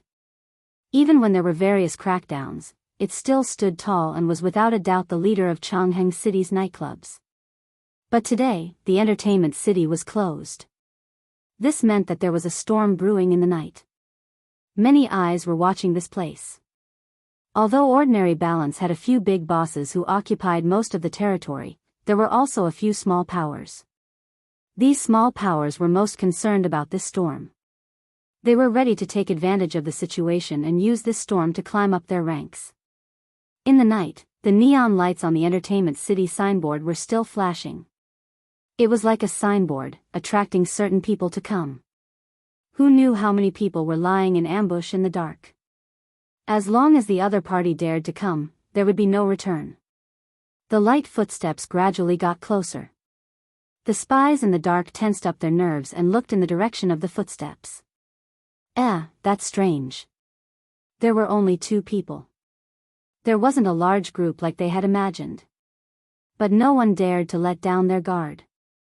Who knew if a large group of enemies would appear from any corner and catch them unprepared? These 2 people didn't seem to be afraid at all. It made people wonder if they were pleasure seekers who had gone the wrong way. But when the 2 got closer, no one doubted them anymore. They weren't pleasure seekers, but revenge seekers. But in the spies' eyes, it was more appropriate to say that they were death seekers. They recognized Lin Hu. As for Tang Zheng, they automatically ignored him. They thought that he was Lin Hu's underling. Stop. A few spies appeared and stopped the 2 of them. Lin Hu was not afraid at all. Although one of his arms was wrapped in bandages around his neck, he was still full of vigor, putting on the posture of a big shot. Didn't Ah Fei want to see me? I'm here. Lin Hu said indifferently. Humph, you really aren't afraid of death. You actually dared to come. Hoodlum used my brother to threaten me, so of course I would come. For my brother, what is there to be afraid of? Lin Hu's aura was like a rainbow, causing the other party to shiver. Brother Fei has been waiting for you for a long time, let's go. The two of them were brought into the entertainment city under the watchful eyes of many. The entertainment city was brightly lit and filled with hundreds of underlings. The halls and aisles were all filled with people. The two of them were truly insignificant, like a drop in the ocean. It was as if as long as Hoodlum gave the order, the two of them would be drowned in the sea of people, their heads separated from their bodies. Hoodlum sat boldly in the center of the hall, surrounded by his subordinates. He stared at the newcomer with an unfriendly expression. Two people were kneeling in front of Hoodlum. These two people were forced to kneel and were battered and exhausted. Their bodies were stained with blood and their expressions were dispirited. However, when they looked at Hoodlum, their eyes were filled with boundless flames, flames of fury. When Lin Hu saw the two of them, he couldn't help but call out, "Dong Zi, Dao Zi." The two of them trembled and tried to turn around with difficulty, but they were firmly held down and couldn't move. In addition to being moved, the two of them were more anxious and frightened. They shouted, "Brother Hu, quickly leave, you shouldn't have come, you shouldn't have risked your life for us. Hey, you're loyal. This is truly a good show. It's almost time for the 8 o'clock TV show." Hoodlum clapped his hands as he jokingly said, "Hoodlum, if you have the guts then kill us. Using us to threaten Brother Tiger, what kind of hero are you?" Dong Zi angrily roared. Hoodlum looked at Dong Zi with disdain and said, "Do you know why you failed? Why don't you use your brains? What kind of society is this? What hero? Chi, that's just a show on TV, okay? Right now we are competing with strength. What use is a hero? A hero can only die and become someone else's stepping stone. Hey, Hoodlum, if you're filthy then don't taint others." Dao Zi disdainfully said. "You're about to die so I'll let you enjoy your mouth for a while." Hoodlum wasn't angry but instead looked at Lin Hu with interest. He also automatically ignored Tang Zheng as in his eyes these two were no different from dead people. "How come only the two of you came today? Could it be that the other little brothers are scared and don't dare to come?" Hoodlum mockingly asked. "To deal with you, two people are enough," Lin Hu coldly said. "Oh, shameless boasting. Lin Hu, your ability isn't great but your tone isn't small. But this battle can't be won by just relying on your mouth. You have to rely on your fists. Rely on this." Hoodlum touched his chest and a gun appeared in his hand. It was Lin Hu's gun from before. Lin Hu's pupils shrunk as he was a bit alarmed. But seeing Tang Zheng's expression not change he slightly relaxed his anxious heart. "Say it, how do you want to die and see if I'm satisfied?" Hoodlum pointed the gun at Lin Hu and asked. "Hoodlum, let my brothers go first and then we can talk." Hoodlum shook his head, "Catch them and then let them go. Do you think I'm so bored that my balls hurt? Since these two people are your trusted aides then I will let them accompany you on the road to the Yellow Springs. Otherwise you'll be lonely. See how good I am to you, haha." Ha! The others also began to laugh loudly. "Brother Hu, we're not afraid of death. Our heads will be as big as a bull scar. 18 years later we'll be a hero again. At that time we'll find him for revenge. But I doubt he'll be able to live for 18 years. Dong Zi passionately said. Dao Zi continued to say, "Right, even if we can't kill you Hoodlum, someone else will." Hoodlum's expression turned cold as he turned the gun and pointed it at Dong Zi. "Since you want to die, I won't help you. I want you to watch how I kill your boss and then send you down to accompany him." "You scoundrel!" Dong Zi roared. "Lin Hu, if you have any last words then quickly say them. Otherwise I'll make my move." Hoodlum said. "You should think of your own last words first. Otherwise you won't have the chance to say them later." Lin Hu retorted. Hoodlum shook his head. "Since you're so stubborn then I'll fulfill your wish." Just as he was about to order his subordinates to make their move, Tang Zheng walked out and blocked in front of Lin Hu as he stared at Hoodlum. Tang Zheng had been silently observing Hoodlum. There was only one word, arrogant and despotic. But in the ordinary balance world, he indeed had the qualifications to be arrogant and despotic. He was a fifth-grade refining body. Tang Jing used to fear him, but now he didn't even place him in his eyes.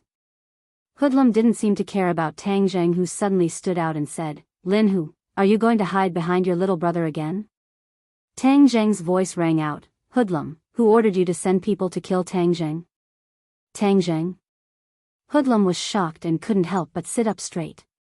This matter was very secretive and only a few people knew about it. But those people were either dead or crazy, so how did this little brat know?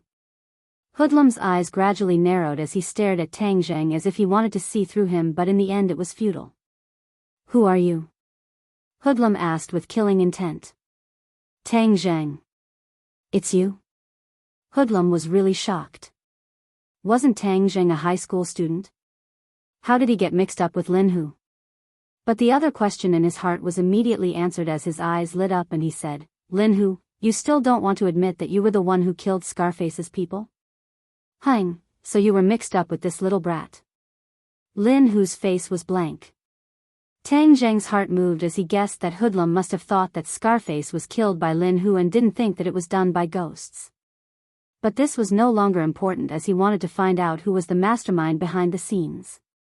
"Tell me who is the mastermind behind the scenes and you will die a quick death today," Tang Jing said.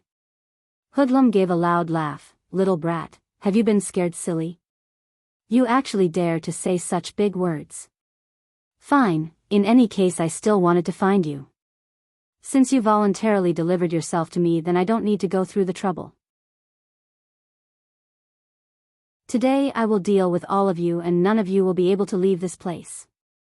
Tang Jing shook his head as Hoodlum's mouth was very stubborn. It seems that he would have to pry it open later. There was no longer any possibility for the two sides to talk as the atmosphere became oppressive, as if a great battle was about to break out. Hoodlum's eyes turned cold as he loudly shouted, "Attack!" Shwa! The lackeys from all directions pulled out their gleaming machetes and aimed them at Tang Jing and Lin Hu at the same time. Tang Jing's eyes trembled as he said in a low voice, "Little tiger, follow me closely." "Yes, young Master Tang." Tang Jing moved. Before the others could move, he had already taken a large step forward and charged at Hoodlum like a fierce tiger. The two were separated by 5 meters, but in the next second he was only 1 meter away from Hoodlum. To capture bandits, one must first capture the ringleader. Tang Jing wanted to take advantage of Hoodlum's underestimation of his opponent to instantly control him so that he would not be defeated in this battle. Lin Hu clenched his teeth as he followed Tang Jing. He held his knife with one hand and protected Tang Jing's back. Ping ping ping ping, metal clashed as sparks flew. He completely blocked the attacks coming from all directions. Although he was injured, he still had an absolute advantage when facing ordinary little brothers. Hoodlum's pupils constricted as he never would have thought that this unassuming high school student would be an expert. Just these few simple steps caused his heart to tense up. However, he did not believe that his opponent would be able to defeat him. After all, there was a difference in age. Hoodlum did not move as he calmly sat on the fishing platform. His finger lightly pulled the trigger. Pang! A muffled gunshot rang out as Tang Jing slid to the left. The bullet whizzed past and hit one of the little brothers beside him. His speed was not faster than the bullet, but his reaction was faster than Hoodlum's. In the instant that Hoodlum was about to pull the trigger, he dodged. After experiencing Huang Xiang's shooting incident, he was no longer so afraid of guns. As long as he was within close range, guns would not be able to threaten him. With a slip of his feet, Tang Jing had already arrived in front of Hoodlum, giving him no time to fire a second shot. He casually grabbed a nearby lackey's machete and swung it towards Hoodlum's arm. Hoodlum pulled his arm back. Shwa! The machete fell and chopped at the gun barrel, splitting it into 2. Hoodlum's heart turned cold. When an expert made a move, he could see the depth of the attack with a single glance. He clearly understood how terrifying the power behind that attack was. A gun was not made of wood but steel. The machete was clearly not a top-notch machete, yet it was able to slice through the gun barrel with a smooth cut. Hoodlum believed that he could do the same, but he would not be able to do it as easily as Tang Jing. He finally felt a fatal threat.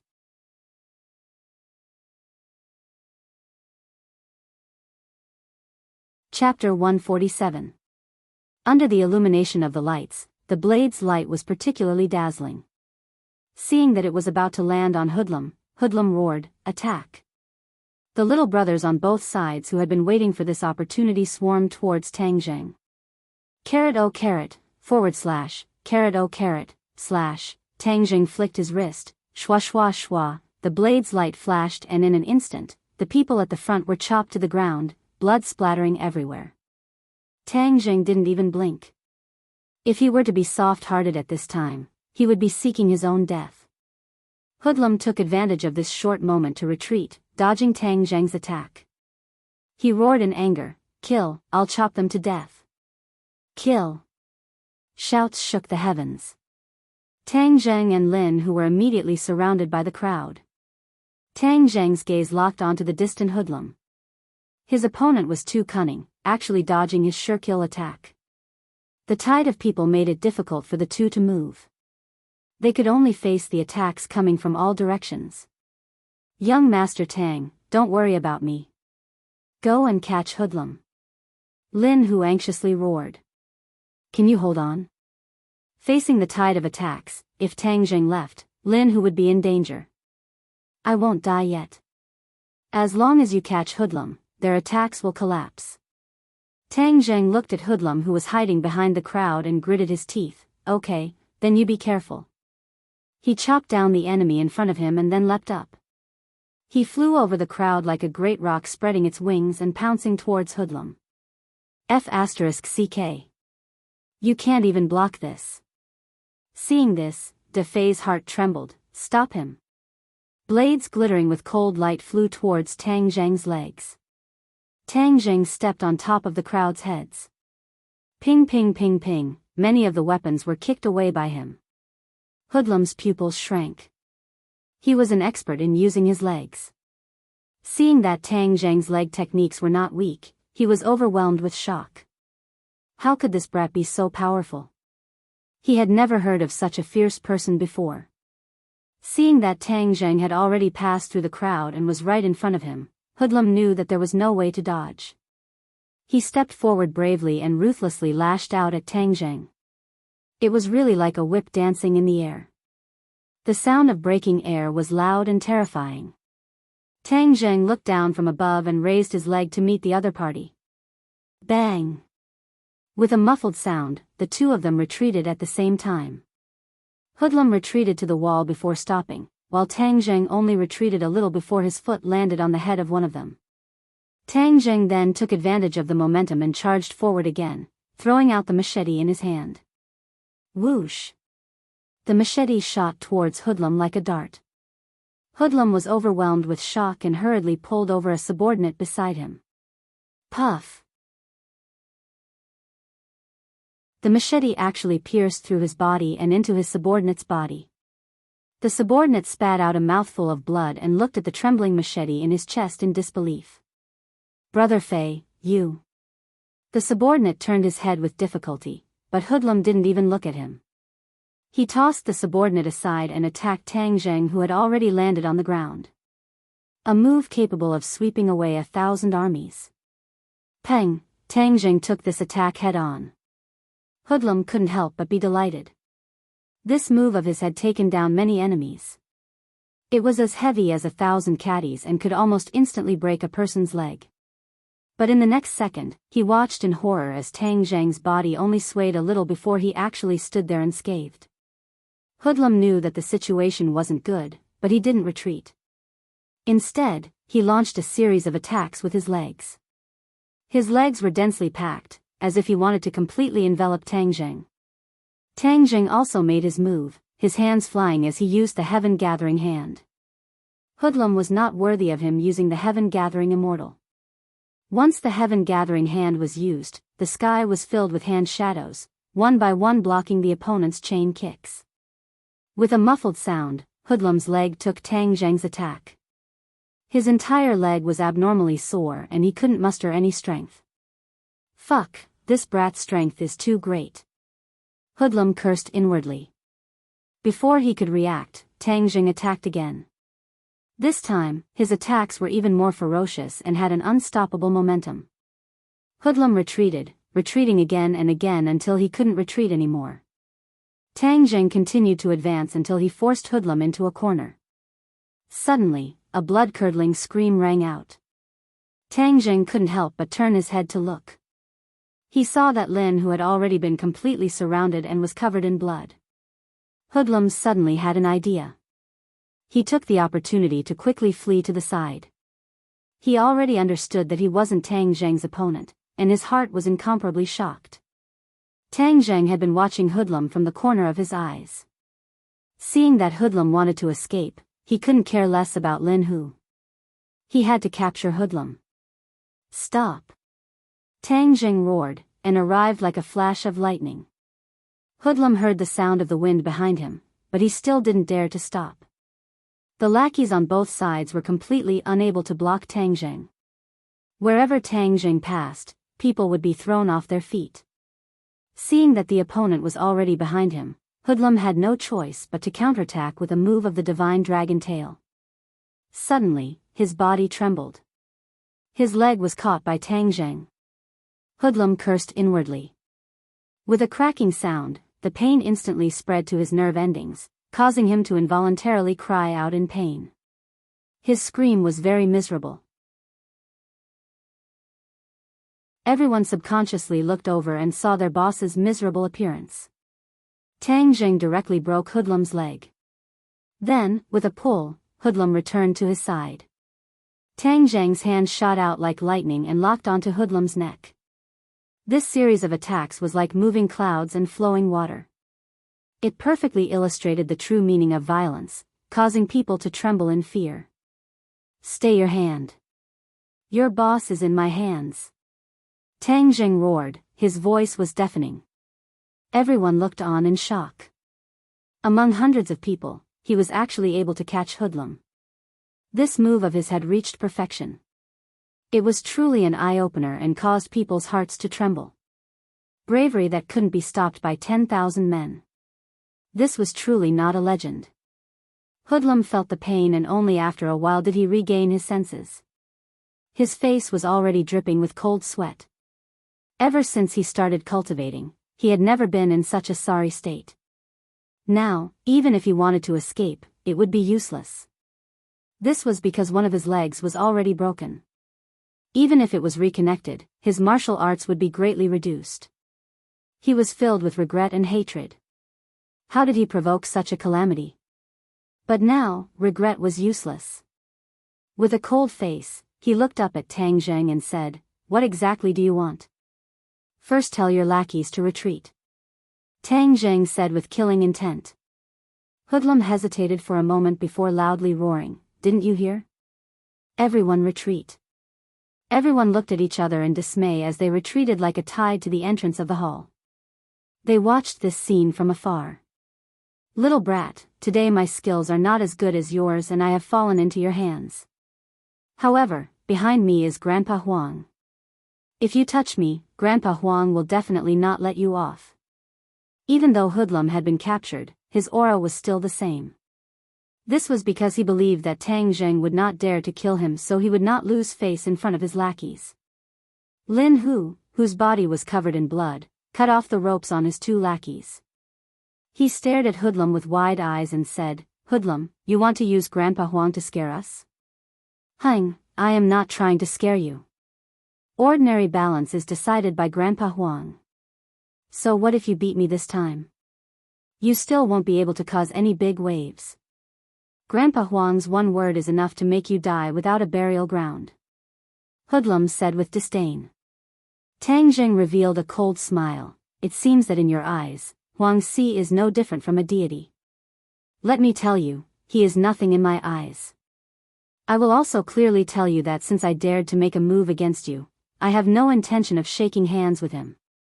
Hoodlum looked at Tang Jing in shock and said, "Where does your courage come from? You may have won against me, but that does not mean you're Grandpa Huang's opponent. Little brat, let me tell you, you are still too inexperienced." Grandpa Huang is not someone you can contend against. Tang Zheng laughed as he was too lazy to discuss this issue with him. He went straight to the point and said, "Hoodlum, today we are not only here to meet you. Your other territories have already been swept away by Fire Phoenix. Huang Si is just a general without an army. Tell me, what kind of waves can he cause?" "What?" Hoodlum's face turned pale as he had made a mistake. He did not even consider that Fire Phoenix would jump out and sweep away his territory. This slut, I have not dealt with her for so many years and she actually bites back at me. Lin Hu said, "Hoodlum, you and I both know who killed Fire Phoenix's husband. If she doesn't go against you, who would she go against?" Hoodlum's face suddenly changed as he hatefully said, "It seems like she already knew about what happened that year. I have always said that I wanted to get rid of this slut, but Grandpa Huang said that a woman was not a cause for concern. I never would have thought that today would come." Tang Zheng and Lin Hu looked at each other. It seems like their guess was not wrong. Fire Phoenix's husband really was killed by Huang Si. Sooner or later you will have to pay for what you did. What else do you have to say? I have nothing to say. Just wait for Grandpa Huang's anger. With a single order from him, you will become the enemy of ordinary balance.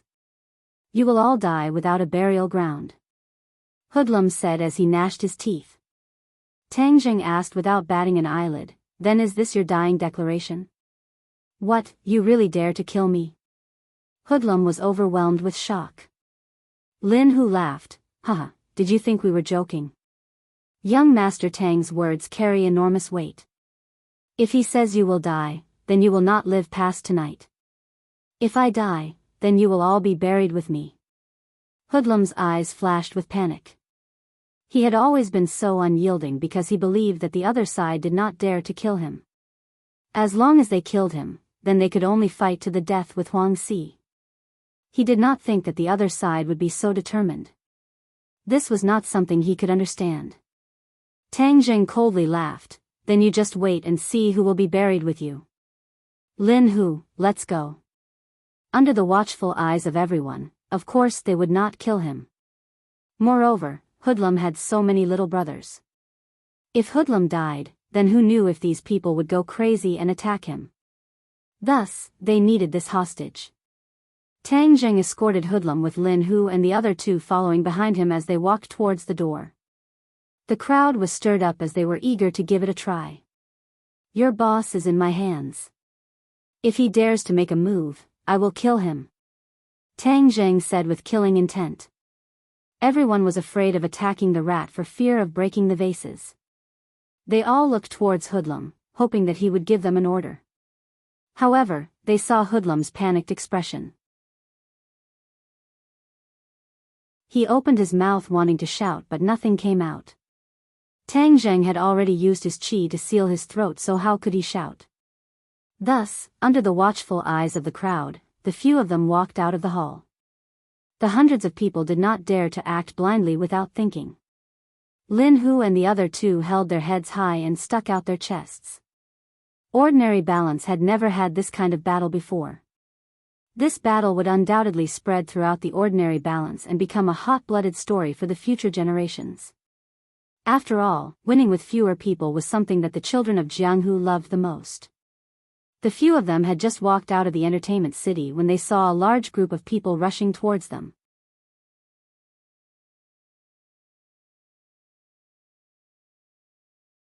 Chapter 148. Everyone looked at the group of people brimming with killing intent. Lin Hu was pleasantly surprised, "It's Fire Phoenix." Tang Zheng nodded his head and several people went forward to welcome them. Fire Phoenix saw several people grabbing Hoodlum and could not hide her surprise. "Young Master Tang, Brother Hu, all the other places have been swept by my people. I was worried that there would be problems here, so I rushed over. I didn't think that you would act so quickly." She was still worried that the two of them were not strong enough, so she rushed over to help, but it seems that her worries were unnecessary. Looking at the battered and exhausted Hoodlum, Fire Phoenix let out a sigh of relief and asked, "Young Master Tang, what do we do now?" Tang Zheng turned his head to look at the entertainment city and lightly said, "Sweep this place as well." "Good, brothers, let's move and sweep this place. Kill. Fire Phoenix angrily roared as the people behind her charged towards the entertainment city like a tide. Not only were these people men, but there was also an army of women. They were even more ferocious than the men and were especially eye-catching. Tang Zheng could not help but take a few more glances. Hoodlum's subordinates were already in a state of panic. Seeing so many people charging at them, even though they had the advantage in numbers, they could only cover their heads and flee like rats. This was what it meant when the backbone of a team fell. The team would not be able to withstand a single blow. Hoodlum, look at your people. They are like stray dogs. What can Huang Si use to fight me? Tang Jing jokingly said. Hoodlum's eyes were spitting fire, but he was powerless. Let's go. We need to properly entertain him. Tang Zheng carried Hoodlum into the car. He still had not figured out who sent Hoodlum to kill him, so of course he would not kill Hoodlum so quickly. Young Master Tang, I'll go with you. Fire Phoenix caught up. Tang Zheng nodded his head and several people got into the car. They arrived at a remote old house and Tang Zheng threw Hoodlum heavily onto the ground. Hoodlum let out a pitiful cry as he was finally able to speak. However, one of his legs was twisted and he was unable to stand. He could only lie on the ground in a sorry state. Hoodlum, before you die, let me ask you a question. Who sent you to kill me? Tang Zheng asked. I won't tell you. But as long as I die, you definitely won't have an easy time. The police will come looking for you. You took me away in front of everyone. You can't get away with it, huh? Hoodlum thought for a while and finally came up with a plan. He was gambling on his last chance of survival. Dong Zi patted his chest and volunteered, Young Master Tang, as long as you can kill him, I'll take the blame. Dong Zi, don't fight with me, I'll take the blame. Hee, from now on, Dao Zi's name will be big. After killing Hoodlum, there will still be people who will remember me decades later. Dao Zi took a step forward and said. This is none of your business. Lin Hu angrily said, Hoodlum, since you want to kill me, then I will kill you. If the police come looking for me, I will accept it. As long as I can cut off Huang Si's arm, then it will be worth it. Hoodlum looked at the several people in panic. These people really didn't fear death and were willing to take the blame. What are you all arguing about? Who said you were going to take the blame? Tang Zheng coldly glanced at the several people, causing them to immediately shut up. Tang Zheng was careless and didn't think of this point. He only wanted to get rid of Hoodlum but didn't think that this would attract the police's attention. However, Hoodlum couldn't be left alive, otherwise there would be no end of trouble. Fire Phoenix looked at Wolf and suggested, Young Master Tang, we definitely can't leave any evidence for the police to use against us. Tonight's operation was so big that no one died, so it is still within our control. If someone really died and it was Hoodlum, then the police will definitely investigate. For a murder case, the police definitely wouldn't ignore it. Especially when it was a fight in the underworld. As long as someone died, the police would definitely investigate to the end. This had always been the rule and was also a red line. As long as this red line was crossed, then the police would intervene. Lin Hu and Fire Phoenix were well aware of this principle. Only a layman like Tang Jing didn't know. So it's fine as long as we leave him alive? Tang Jing asked in a deep voice. Fire Phoenix shook her head and said, Young Master Tang, if he doesn't die and the police ask him, then it will be troublesome. Moreover, if he doesn't die, then he will think of ways to get revenge. Being remembered by him is not a good thing. Hoodlum's eyes were about to split open as he angrily stared at Fire Phoenix. His last hope of survival had been extinguished. Fire Phoenix, you slut. If you don't see me die, then you won't be satisfied? Fire Phoenix stared at him and said, if you don't die, then of course I won't be satisfied. That year when my husband died, do you dare say you had nothing to do with it? I regret not getting rid of you that year. That's why you have today. It's too late to regret. Young Master Tang, let me kill him. From now on, Take good care of my brothers and I will die in peace. Fire Phoenix said indignantly. Tang Jing shook his head. No need to say any more. He doesn't need to die and you don't need to convict him. How can we do that? Leaving him alive is a disaster. Several people anxiously advised. Hoodlum's eyes lit up as a trace of hope appeared in his heart. As long as he didn't die, then he would have a chance to make a comeback and take revenge.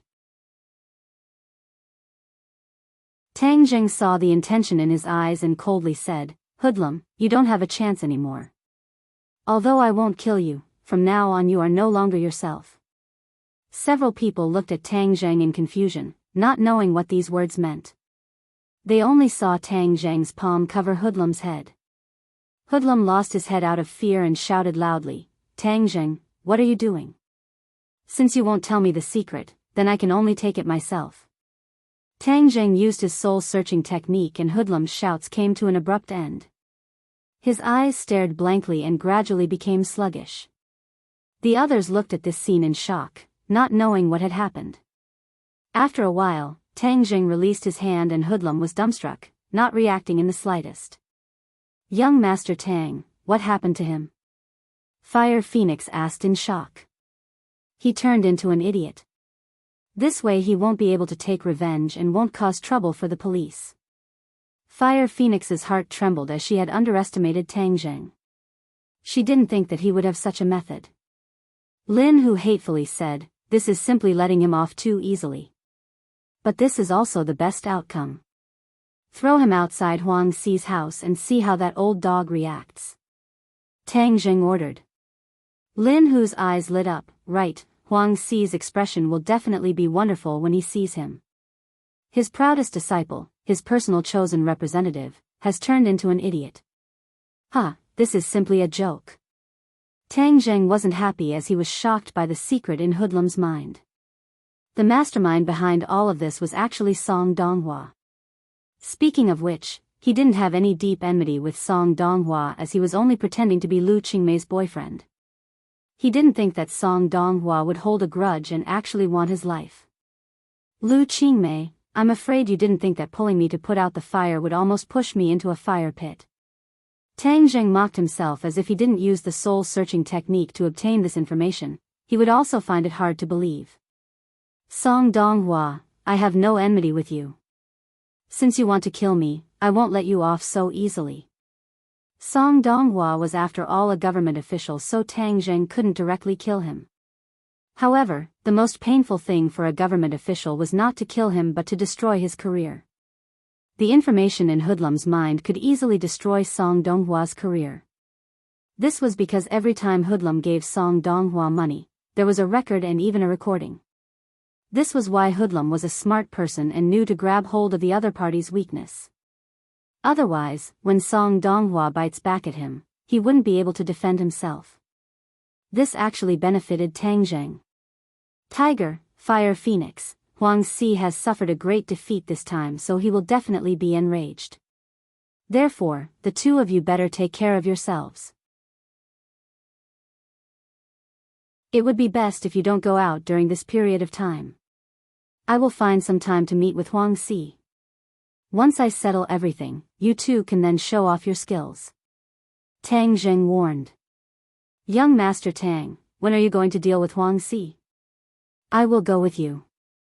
He killed my husband, so I want to personally kill him and avenge my husband. Fire Phoenix hatefully said. Dealing with Huang Xi, it would be better for me to go. You two can just wait for my results. Tang Jing did not agree as Huang Xi was too powerful. When the time came, he would have to use magic and he did not want others to see it. Seeing that Tang Jing had already made up his mind, the two of them had no other choice but were curious as to what methods Tang Jing would use. After the few of them separated, Tang Jing went to Hoodlum's house. The record and recording were all hidden in a safe. He easily snuck in and found that there was no one in the house. He directly walked in front of the safe, put on the gloves he had prepared and entered the password. With a kacha sound, the safe opened. Tang Jing immediately saw the record and a thumb drive.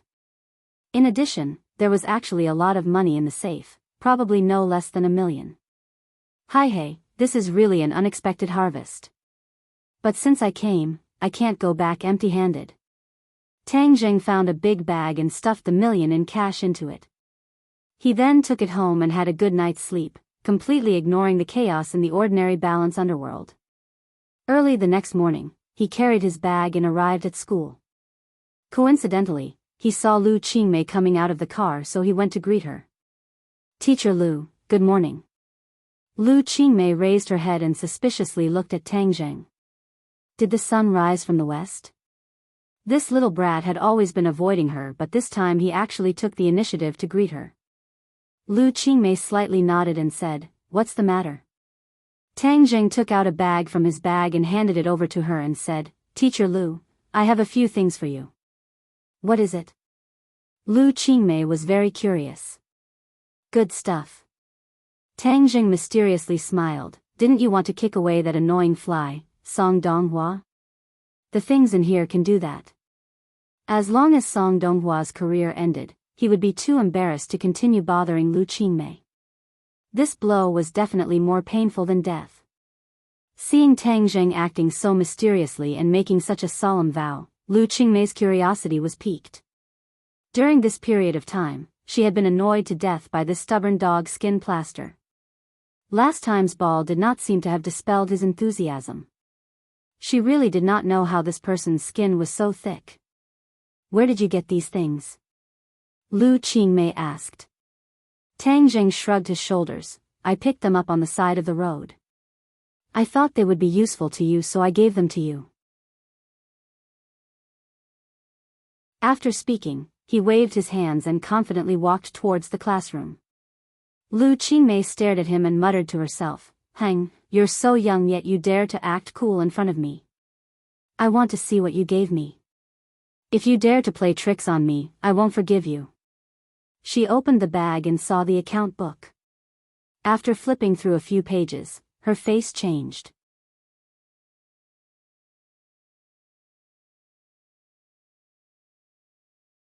Chapter 149. As the daughter of the governor, Lu Qingmei had been exposed to too many official matters from a young age. She understood the power of this account book too well. This was much more powerful than a gun or a few bullets. Not only did the account book record the fact that Song Donghua had accepted bribes, but it also recorded a few other officials. However, these officials were much more inferior compared to this secretary. Song Donghua was clearly the most deeply involved. Even though he was young, his courage was not small and had accepted millions of dollars worth of bribes from hoodlum. Lu Qingmei's heart was in turmoil as she could not help but look in the direction that Tang Jing had disappeared in. Picked up from the side of the road? Who are you kidding? These things were not something that could be casually obtained, so how did he get them? She felt that she could not see through this student of hers. Tang Jing was like an enigma that made people want to find out more about him. She pondered for a moment before sitting back in the car and speeding home. She had to do something to get rid of this dog skin plaster Song Donghua from her life. In addition, she was also very curious as to what other shocking things were in that USB drive. Once she reached home, she impatiently turned on her computer and plugged in the USB drive. There were several audio and video files in the USB drive.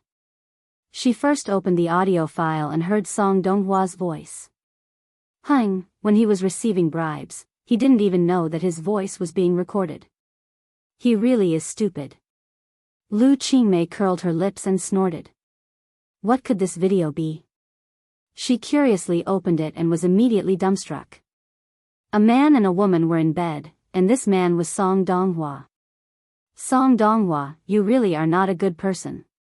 She flew into a rage and opened a few more videos. One of them was actually Song Donghua and two other women together. Pa! She closed the video and fiercely slammed the mouse on the table as she gasped for breath. Her full chest heaved up and down as she was extremely stimulated by these scenes. This kind of black sheep is still an official. It's simply harming people. If he is promoted to a higher position in the future, who knows how many people he will harm. I must peel off his official skin. Lu Qingmei had always been calm and even indifferent, but this time she was really angry. Just as she was thinking about what to do, the phone rang. Hello? She answered the phone in annoyance. Qingmei, why are you so angry? Who made you angry? A gentle voice sounded. Lu Qingmei's expression changed slightly as she asked in a stiff tone, why are you looking for me? Can't I call you if there's nothing? I'm your father. How are you doing in ordinary balance? I won't die. You should worry about your official position. I don't have anything for you to worry about. Lu Qingmei said coldly. Obviously, the relationship between this father and daughter was not very harmonious. Father Lu did not mind, as if he was already used to her attitude, and said, yesterday your uncle Jiang and his secretary Xiao Song came to see me and talked about you. You said the two of them went to see you in Song Donghua? Lu Qingmei interrupted his words. That's right. I heard that Xiao Song is chasing you. This child looks quite mature. You can observe him. You're not young anymore.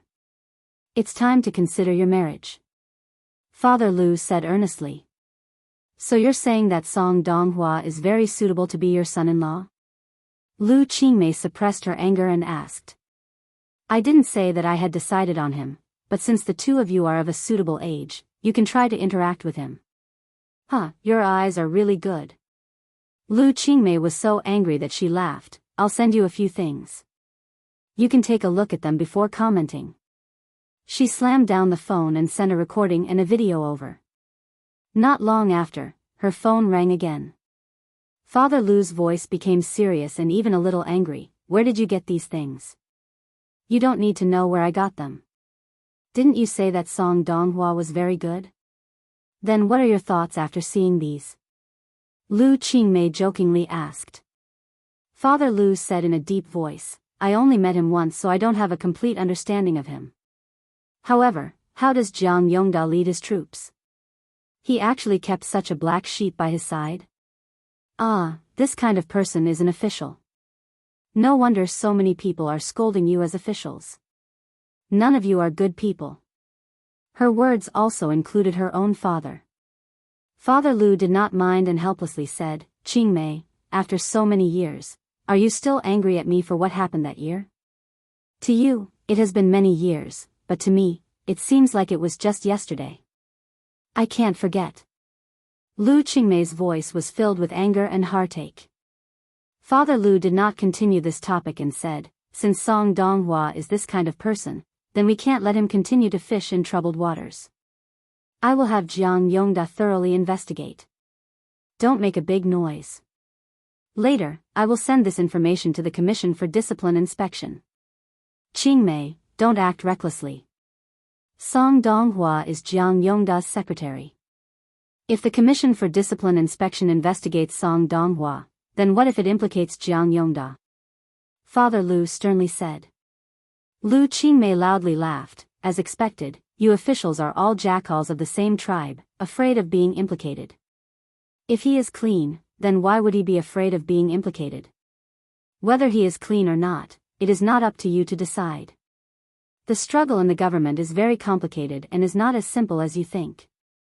Even if he is clean, he will still be implicated because of this matter.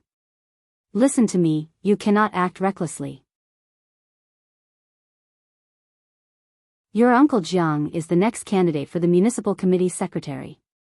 You cannot drop the ball at this time. Father Lu warned. Jiang Yongda was one of his people. If he was investigated, then his reputation would not be good. Moreover, in the future, Jiang Yongda would be a great help to Father Lu. The considerations of those in the government were far more complicated than others. Lu Qingmei, as the daughter of a government official, was very clear about the stakes involved. She compromised and said, fine, then I will see what kind of result you will give. If it does not satisfy me, then I will definitely not give up. Lu Qingmei angrily hung up the phone and fiercely stared at the computer. Jackals of the same tribe. Song Donghua did not know that his fate had quietly changed. He had contacted Hoodlum early in the morning to ask about Tang Zhang's results. However, he found that his phone could not be reached. He could not help but feel angry. What was this hoodlum doing? He could not even deal with a high school student. He was becoming more and more useless. If it was not for the fact that he was generous and gave money very quickly, he would not have bothered with him. Forget it, let's wait a bit more. In any case, this Tang Zheng is dead for sure. He dared to come between me and Lu Qingmei. He is simply seeking his own death. He arrived at the city hall and walked towards his office. Along the way, many people respectfully greeted him. He was arrogant and enjoyed the admiring and envious gazes of others. He believed that as long as he could deal with Lu Qingmei, there would be even more people looking at him with such gazes. He would then reach a height that these people could not reach. This is my fate. Fate has allowed me to meet Lu Qingmei. If I do not take advantage of her, then wouldn't it be a waste? A waste would be shameful. He was very pleased with himself. His mind could not help but think of Lu Qingmei's curvy figure. His heart was burning. When would he be able to get her on his bed? Thinking of this, the desire in his heart surged even higher and became restless. Later, I will ask Hoodlum to arrange another woman for me. Last time, that pair of sisters was truly ecstatic. While thinking, he walked to the door of his office. He tidied up his clothes and returned his face to normal. He then pushed open the door and entered. "Boss, you came so early." He saw Mayor Jiang Yongda standing in front of the window, looking out with a serious expression. When Jiang Yongda heard this, he turned around to look at him and said, "Come in with me." Song Donghua was Jiang Yongda's secretary. Their offices were connected. Jiang Yongda's office was inside while Song Donghua's was outside. If an outsider wanted to report to Jiang Yongda, then they would have to wait in the outside office for Song Donghua to report. Song Donghua had already been with Jiang Yongda for 2 years. He was very clear about his boss's temper and habits. Seeing his serious expression, his heart thumped as he guessed, which bastard made boss angry again. Hey, to dare make boss angry, this time they will suffer. He respectfully walked in and gently closed the door. He found that Jiang Yongda had already walked to the front of the office desk and suddenly turned the computer monitor around. He pointed at it and said, "Take a look at what this is." Then he walked to the side as if he did not want to see what was on the computer. Song Donghua curiously walked over and looked at the computer. Just as he looked at it, his face changed and became uglier than a dead person. His body uncontrollably began to tremble. On the screen was a man and 2 women having sex. Wasn't the male lead him? Weren't the female leads the 2 sisters that he was still in love with? Boom! His brain felt as if an atomic bomb had been detonated. He felt dizzy and his legs went soft. With a put-on sound, he knelt on the ground. Jiang Yongda coldly looked at him. This video was sent by his old leader. When he saw it, it was as if he had been fiercely slapped in the face. That feeling was unforgettable. He originally wanted to play matchmaker between Song Donghua and Lu Qingmei. After all, if his secretary was able to climb up this branch, then his future political capital would be stronger. But he never thought that things would turn out like this. He really wanted to slap himself twice. His old leader's voice was very serious, causing his heart to feel uneasy. If his old leader had a problem with him, then his dreams of becoming the secretary of the municipal party committee could no longer be fulfilled. He really wanted to kill Song Donghua. All of this was because of him. Song Donghua felt that his doomsday had arrived. Only after a long time did he come back to his senses. Seeing his boss's ashen face, he hurriedly said, "Boss, this was all set up by others. The reason they attacked me like this was because they wanted to harm you." Song Donghua knew how to divert the attention of others. This was a very clever move. By tying Jiang Yongda to his chariot, this matter could be turned into a small matter and a small matter into nothing. Unfortunately, he had miscalculated. Not only did Jiang Yongda not have a common enemy, he instead angrily roared, "Do you know who gave this to me? Governor Liu." "What? Governor Liu?" Song Donghua's face was ashen. A few days ago, he thought that he had left a good impression in front of Governor Lu. But today, he saw this. Didn't all of his efforts go to waste? How could he still have a chance to climb up the branch? As if he had lost his parents, he lost his soul and muttered to himself, how could Governor Lu have this thing? Lu Qingmei gave it to him. Jiang Yongda bitterly said. How could he face the father and daughter of the Lu family in the future?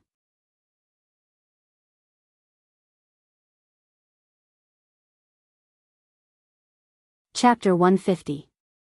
Song Donghua did not know how he left the office.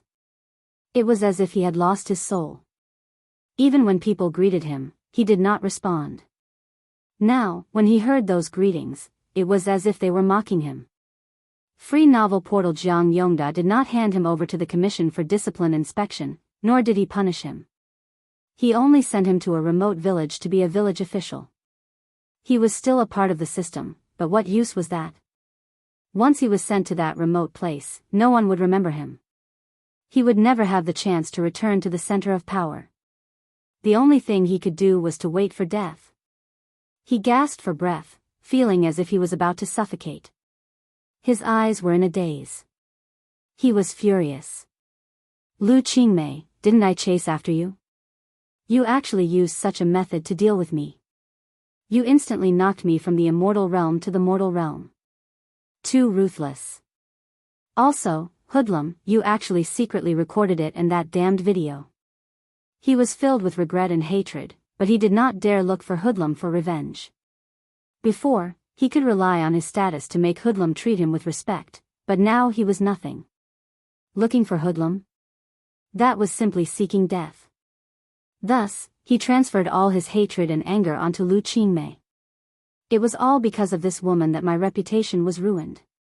I lost everything.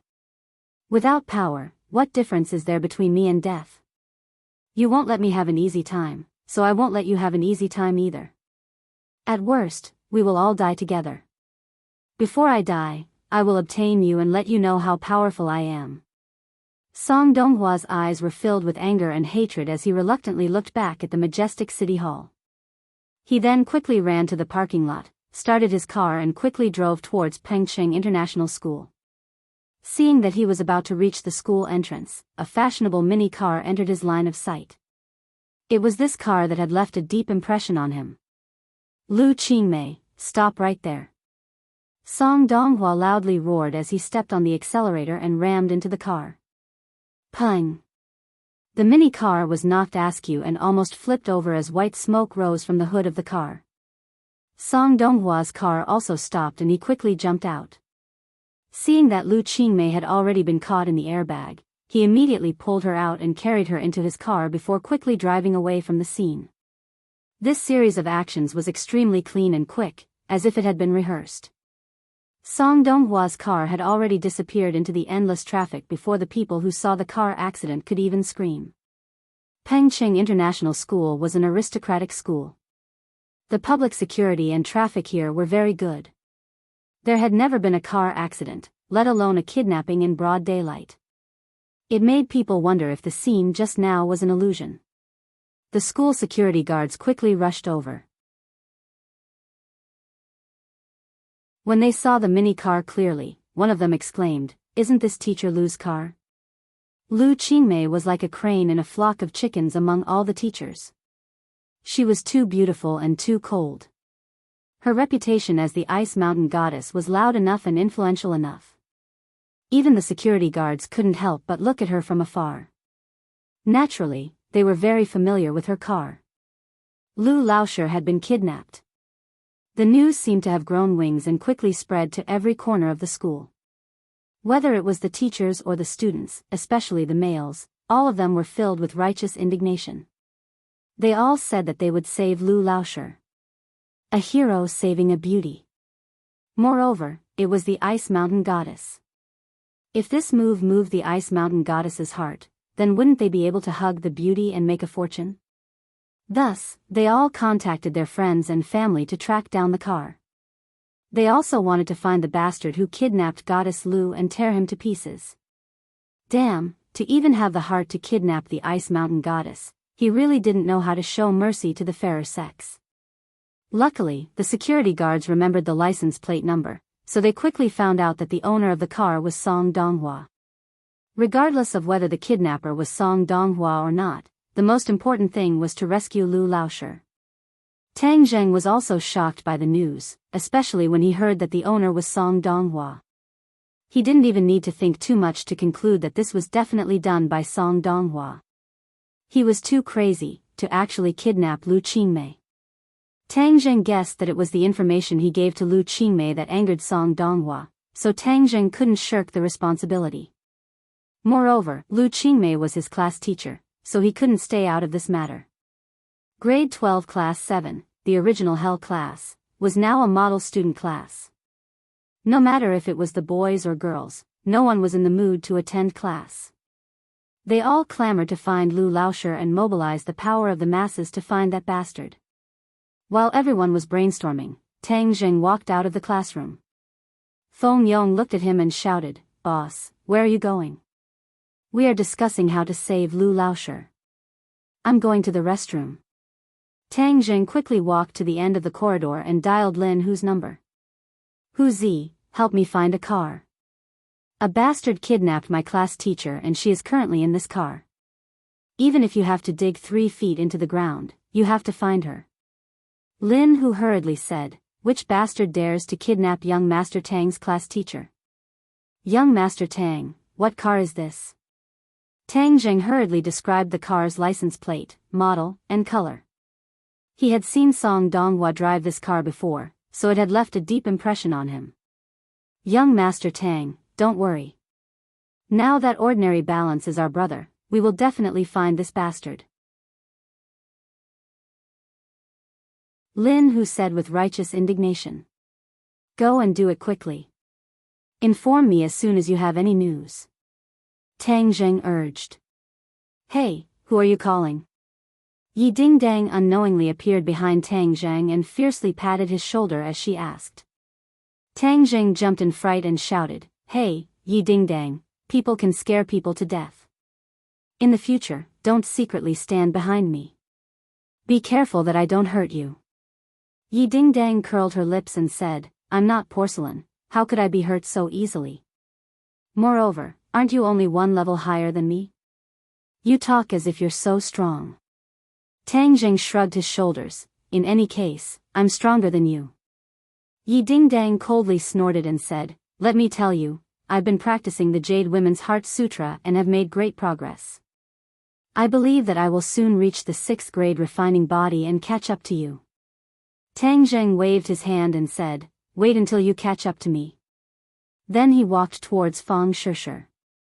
Seeing the two of them holding hands intimately, Yi Dingdang angrily stomped her feet and gritted her teeth as she muttered, "Show off your love and break up quickly." Fang Shishir held on to Tang Zheng and worriedly said, "Tang Zheng, do you think something will happen to Teacher Lu?" Tang Zheng shook his head as he did not dare to guarantee anything. Without a doubt, Song Donghua had already lost his wolf, and with his vengeful personality, he was capable of doing anything. If something really happened to Lu Qingmei, Tang Zheng would feel very guilty as he had an unavoidable responsibility. "Do you have a way to save Teacher Lu? Don't you know some friends from the underworld?" Fang Shishir asked. Tang Zheng nodded his head, "I've already contacted them and they are investigating. Once they have any news, they will inform me. The person who kidnapped Teacher Lu is too evil. I don't even know what kind of deep hatred he has for Teacher Lu." Fang Shishir wrinkled her nose and hatefully said. It was very difficult for a normal person to make Fang Shishir feel hatred, as she was a very kind girl. However, Song Donghua was able to do this. From this, it could be seen that he had done something that angered both humans and gods. Of course, the ones who were angry were not only the teachers and students of Pengqing International School, but also the police and Jiang Yongda. A kidnapping in front of the school, and it was a kidnapping of a teacher. With such a big incident, the police were the first to rush to the scene, and the one leading them was the old acquaintance Deng Maokai. He really had a headache. Why were there so many things happening in the school recently? He really did not want to come to Pengqing International School, as there were 2 people he did not want to see. One was Tang Zheng, who had something on him, and the other was Lu Qingmei, who seemed to have a deep background. But when he heard that it was Lu Qingmei who was kidnapped this time, his back was drenched in cold sweat. God, are you playing with me? Deng Maokai wanted to cry but had no tears. Lu Qingmei had actually been kidnapped. Although Deng Maokai did not know Lu Qingmei's identity, he was sure that she was a great bodhisattva and he could not afford to offend her. For such an important person to be kidnapped in his district, he felt that he had reached the end of his career. This was truly an unlucky year. Just as his heart was about to turn to ash, the investigation of the kidnapper's car came out and the owner was actually Song Donghua. At this moment, Deng Maocai's heart almost stopped beating. Was there a mistake? Song Donghua kidnapped Lu Qingmei? Wasn't the relationship between the two of them good? He did not dare to confirm whether or not the kidnapper was Song Donghua, so he hurriedly reported it to his superiors and finally to Jiang Yongda. Jiang Yongda was already very unhappy and nervous.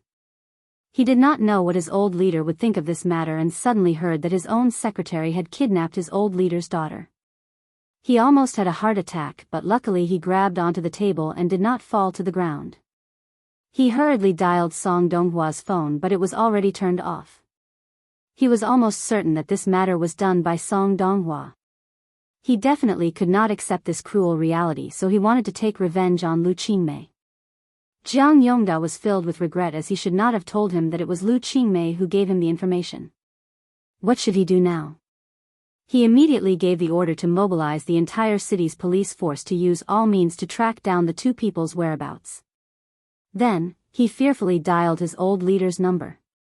This news was too important and he did not dare to hide it. Afterwards, he did not even remember how he finished explaining this matter. In short, the old leader was very angry and the usually cultured and refined leader almost cursed out loud. Jiang Yongda knew how much the old leader treasured his daughter and truly treated her as the apple of his eye. But now she had been kidnapped by his secretary. Jiang Yongda felt that his career had come to an end. Secretary of the Municipal Committee, stop dreaming. But even if he had to retire, he had to rescue Lu Qingmei. Moreover, he had to rescue her unharmed. Otherwise, he would die a very ugly death. Jiang Yongda cursed Song Donghua's 8 generations of ancestors. Song Donghua, you really deserve to die.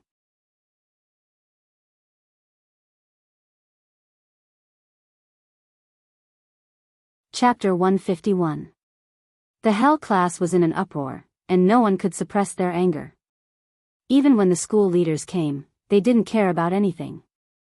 Everyone stopped attending class and rushed to the streets to look for Lu Qingmei's whereabouts. Sogu, 360, Soso searched JDXS to download novels for free. Tang Zheng also took the opportunity to walk onto the street. Deng Maokai saw Tang Zheng from afar and wanted to avoid him, but he realized that Tang Zheng had already seen him. He braced himself and walked over with a bitter smile. Long time no see. Tang Zheng nodded without batting an eyelid. He didn't have any bad feelings towards Deng Maokai. Although this person wasn't a good person, he knew when to advance and retreat. He knew that Tang Zheng had something on him, so he didn't rashly do anything.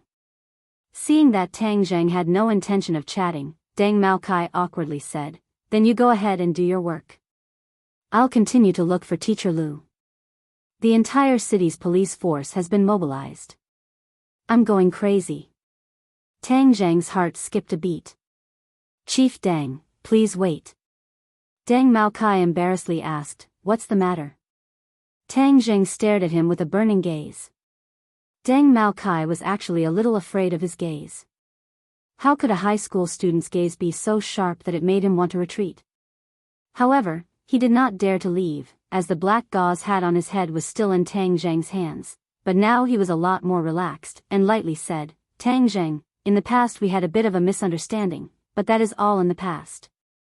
If you have anything you need my help with, then quickly tell me, because I won't be able to be the director for long. This time, such a bad kidnapping case occurred in my area, so I will definitely be held accountable." When Deng Maokai said this, he couldn't help but breathe a sigh of relief. Since his career was going to be over, then the evidence in Tang Zheng's hands was insignificant. When Tang Zheng heard that Deng Mao Kai had actually taken the initiative to offer his help and was even respectful towards him, he had a new idea. He pretended to be mysterious and said, "I'll give you a great merit. I wonder if you dare to accept it." Great merit? Deng Mao Kai smiled bitterly. What great merit can there be now? Save Lu Qingmei. Deng Mao Kai was stunned. He sucked in a breath of cold air and looked at Tang Zheng in disbelief. What did you say? Don't you want to find her? You saved her, so you can keep your position, right? Tang Zheng asked. Tang Zheng had indeed acted on a whim.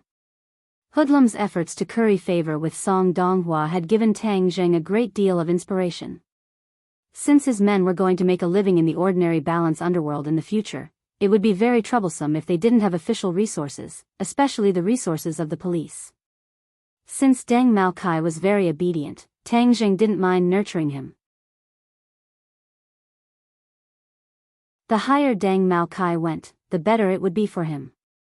At some point in time, Tang Zheng's consideration of problems had become more comprehensive, and his thinking had gradually moved away from the category of a high school student. Deng Mao Kai was shocked by this news and was overjoyed. If I can save Teacher Lu, then not only will I not lose my position, I might even be promoted. Let me tell you, I just received news that you, Teacher Lu, are actually the daughter of the provincial governor. Tang Zheng suddenly understood, but was also slightly shocked. Even though he had guessed that Lu Qingmei's background wasn't ordinary, he didn't think that she would be the provincial governor's daughter. This Song Donghua was really desperate.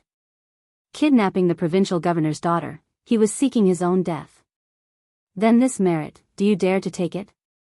Tang Zheng asked. Deng Mao Kai hurriedly nodded his head. If he didn't take it, he would be an idiot. However, he was puzzled. The last few times he only saw that Tang Zheng was extraordinary, but this time he was looking for someone. Just relying on one person's martial arts was not enough. If you believe me, then follow me. If you don't believe me, then you can continue to look for her yourself. Tang Zheng lightly said. Deng Mao Kai did not know where Tang Zheng's confidence came from. After hesitating for a moment, he clenched his teeth and said, "Let's go." Where do you want to go? I'll drive you. Tang Zheng nodded his head and got into the police car with Deng Mao Kai. A moment later, the police car stopped at a street corner and another SUV came up. Lin Hu stuck his head out and looked at Tang Zheng in shock. Young Master Tang, you, Tang Zheng waved his hand and said, lead the way. Okay. Lin Hu was full of suspicion. He did not know why Tang Zheng brought a police officer with him. Tang Zheng gave this merit to Deng Mao Kai for another reason. Since all the police in the city were looking for Lu Qingmei, then how could he extricate himself after rescuing Lu Qingmei? He could not say that he used the power of the underworld to find Lu Qingmei. In short, he needed someone to help him clear his name, and Deng Mao Kai was undoubtedly the best candidate. Deng Mao Kai glanced at Lin Hu and was shocked. He recognized Lin Hu, the underworld boss who was in the limelight recently. He actually heard Lin Hu call Tang Zheng young Master Tang. His heart was full of doubts. He was very clear about Tang Zheng's identity. Why would this boss call him young Master Tang? Moreover, his respectful appearance was definitely not fake. Moreover, was there a need for this kind of boss to fake it? Deng Mao Kai nervously glanced at Tang Zheng from the corner of his eyes. He found that his face was calm and did not reveal any clues. He gradually understood that this high school student was not as simple as he originally thought. Although he already thought that Tang Zheng was not simple. He also suddenly understood why Tang Zheng could confidently say that he could find Lu Qingmei's whereabouts. It turned out that he had the help of these underworld people. Deng Mao Cai's heart gradually became warm and his eyes lit up. It seemed that he could really rescue Lu Qingmei. Then his good luck had come. He originally thought that Tang Zheng was his nemesis, but now it seemed that he was his lucky star. Suddenly, his attitude towards Tang Zheng changed. Within the reverence, there was a trace of respect. The two cars sped towards the northern outskirts of the city. Looking at the houses on both sides, Deng Maokai suddenly realized, our police were searching the city and thought that he would not be able to escape. But it seems that he had already escaped. No wonder we could not find any clues after so long. Tang Jing nodded. Although Song Donghua has become a mad dog, his intelligence is still there. Of course he would try to escape the city as soon as possible. Young Master Tang, the other party's car has already stopped in front of a dilapidated house on the highway. It seems that they are about to make a move. Lin Hu finished his call and roared at Tang Zheng. Tang Zheng's face sank. What Song Donghua wanted to do, even a fool could guess. He had always coveted Lu Qingmei's beauty. Wasn't this a chance to get close to her? Quick, let's go faster. Tang Zheng roared. The two cars also roared as they increased the throttle and sped towards their destination. Song Donghua really did want to do something. After he successfully kidnapped Lu Qingmei, his mind became much clearer. He knew that he had made a big mistake, but there was no medicine for regret in this world. He could only walk down this path to the end. But he did not want to be caught, so he took advantage of the time when the police had not yet reacted and sped towards the northern part of the city. The northern part of the city had a complicated terrain and the surveillance was the worst. He could take advantage of this to escape. Additionally, the northern part of the city was easy to get out of the province, making it even easier for him to escape. Seeing that there were no cars chasing after him, Song Donghua's anxious heart finally relaxed. He discovered that Lu Qingmei was still unconscious, but her voluptuous figure made him unable to concentrate on driving. Seeing an abandoned courtyard on the highway, his heart was moved. Since he had time, why not take advantage of this opportunity to eat this beauty that he had been drooling over for so long? His desire immediately took control of his thoughts as he turned the steering wheel and drove into the courtyard.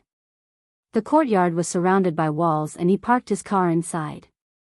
The people outside would not be able to see him. He impatiently carried Lu Qingmei out. That soft and delicate feeling caused his blood to boil. He could not wait to immediately take advantage of Lu Qingmei. Song Donghua looked tall and strong, but after living like a prince for so many years, he did not have much strength. Carrying Lu Qingmei, who was around 100 kilograms, was still a bit strenuous. He huffed and puffed as he carried her into the house and threw her onto a pile of straw. Pung! Lu Qingmei felt the pain and finally woke up. She was in a daze and her head was still a bit dizzy. She only remembered that her car had been hit and then she was knocked unconscious by the airbag. She forced herself to open her eyes and gradually saw her surroundings. She could not help but be astonished. Where was this place? Why was it so dirty and messy? Slut, this time you are mine. This daddy will let you know my strength. Suddenly, an angry roar caused Lu Qingmei's nerves to instantly tighten, and a sense of crisis spontaneously arose. Song Donghua, it's you. What do you want? Lu Qingmei finally saw the person in front of her. His face was completely different from the cultured and refined person from before. His face was gloomy and his face was filled with madness and lust. Her heart jumped to her throat as she said, Song Donghua, don't do stupid things. You are an adult. Do you know what this means? F***ck, don't lecture me. Right now it is this daddy who has the final say. Song Donghua suddenly roared. Lu Qingmei's heart trembled as she subconsciously shut her mouth. Suddenly, Song Donghua proudly said, Slut, you dare to act all high and mighty in front of this daddy? I tried so hard to chase you but you did not appreciate it at all. Instead, you got together with your student, Tang Zheng. So it turns out you like that kind of brat. You really are a slut. Lu Qingmei raised her eyebrows and angrily said, Song Donghua, don't slander me. There is nothing between me and Tang Zheng. But at the same time, she could not help but remember that night when she had intimate contact with Tang Zheng. Something had indeed happened between the two. Do you think this daddy will believe you? Although you have already been done by that brat, this daddy does not mind doing it again. I have been waiting for this day for a long time. Song Donghwa's eyes were filled with lust. No, Song Donghua, do you know that this is a crime? Do you want to go to jail? Huh, jail? In any case, I already have nothing. What is the difference between that and jail? Isn't all of this thanks to you? You actually collected dirt on me and had Jiang Yongda send me to a remote village. What is the difference between that and killing me? Since you don't want me to have an easy time, then I won't let you have an easy time either. But I will bring you along with me. I can do whatever I want with you and whenever I want with you. Huh, you never thought that there would be a day like this, right? You are crazy. Lu Qingmei's face was deathly pale as she looked around. She did not know where she was and she wanted to run, but there was nowhere to run.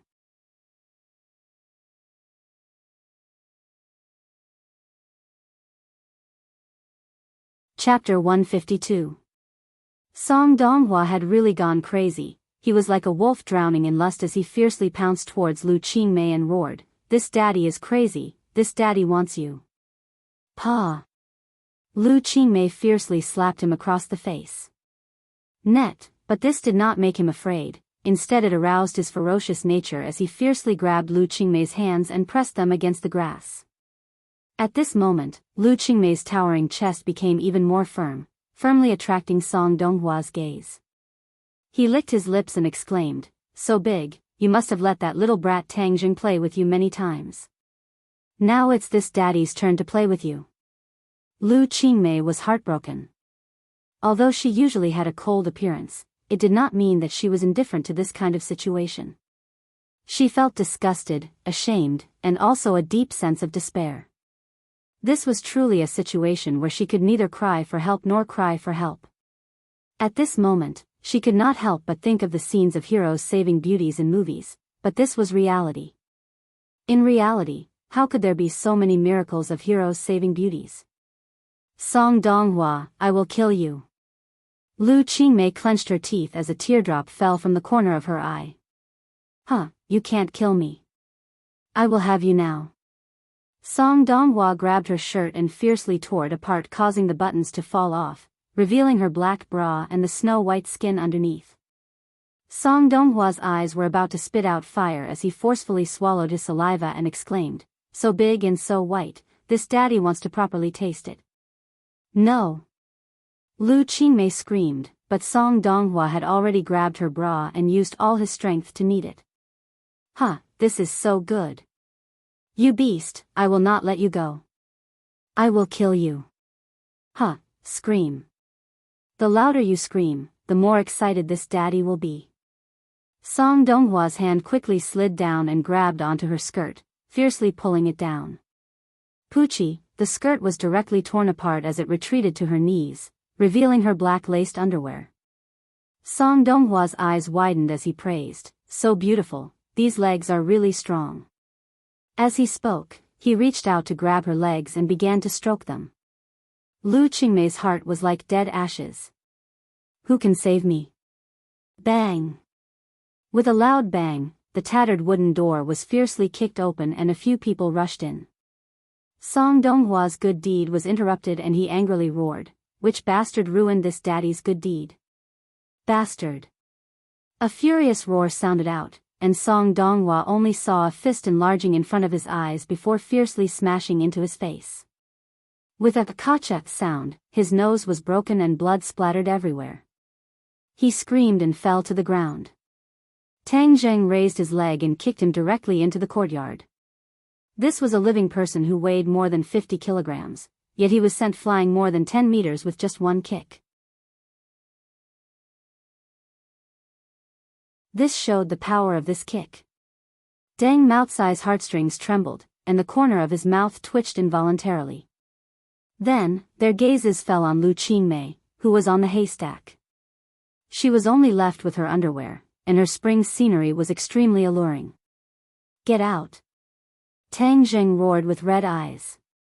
Seeing this, Lin Hu hurriedly pulled Deng Maokai out of the courtyard. Tang Zheng had already seen Lu Qingmei's body once and could not help but admit that it was very beautiful and alluring. But this time, he did not have any romantic thoughts, only pity and heartache. Lu Qingmei was almost defiled and he could not absolve himself from the blame.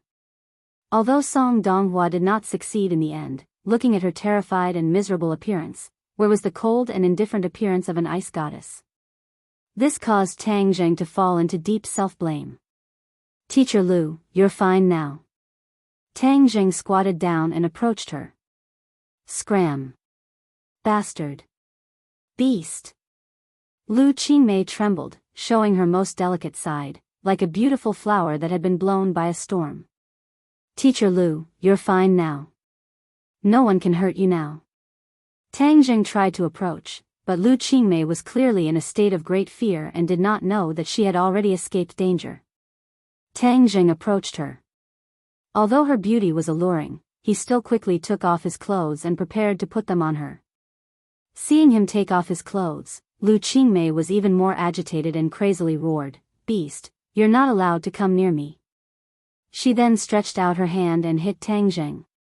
Her bra was already loose and with her movement, two large snow-white breasts suddenly jumped out and trembled in front of Tang Zheng, emitting endless temptation. Tang Zheng resisted the urge to touch them with great difficulty. Seeing Lu Qingmei pouncing towards him, he opened his arms and quickly pulled her into his embrace. Lu Qingmei, on the other hand, seemed to have gone mad as she punched and kicked Tang Zheng. Seeing that it had no effect, she bit his shoulder. Hiss.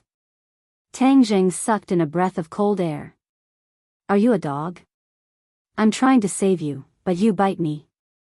Tang Zheng wanted to cry but no tears came out. Moreover, he had already taken off his clothes. His bare chest was tightly pressed against Lu Qingmei's chest. She was kicking and making a fuss, constantly rubbing against him. This was simply a heavenly temptation. Tang Zheng used all his strength to suppress the restless flame in his heart. He quickly put his clothes on her body and shouted, "Lu Qingmei, wake up." This roar was like a sudden clap of thunder. It blew her mind and made her stop moving. Teacher Lu, you're safe now. Quickly put on your clothes. Seeing that her eyes gradually regained their luster, Tang Zheng quickly comforted her. Lu Qingmei finally regained her consciousness. She stared blankly at Tang Zheng.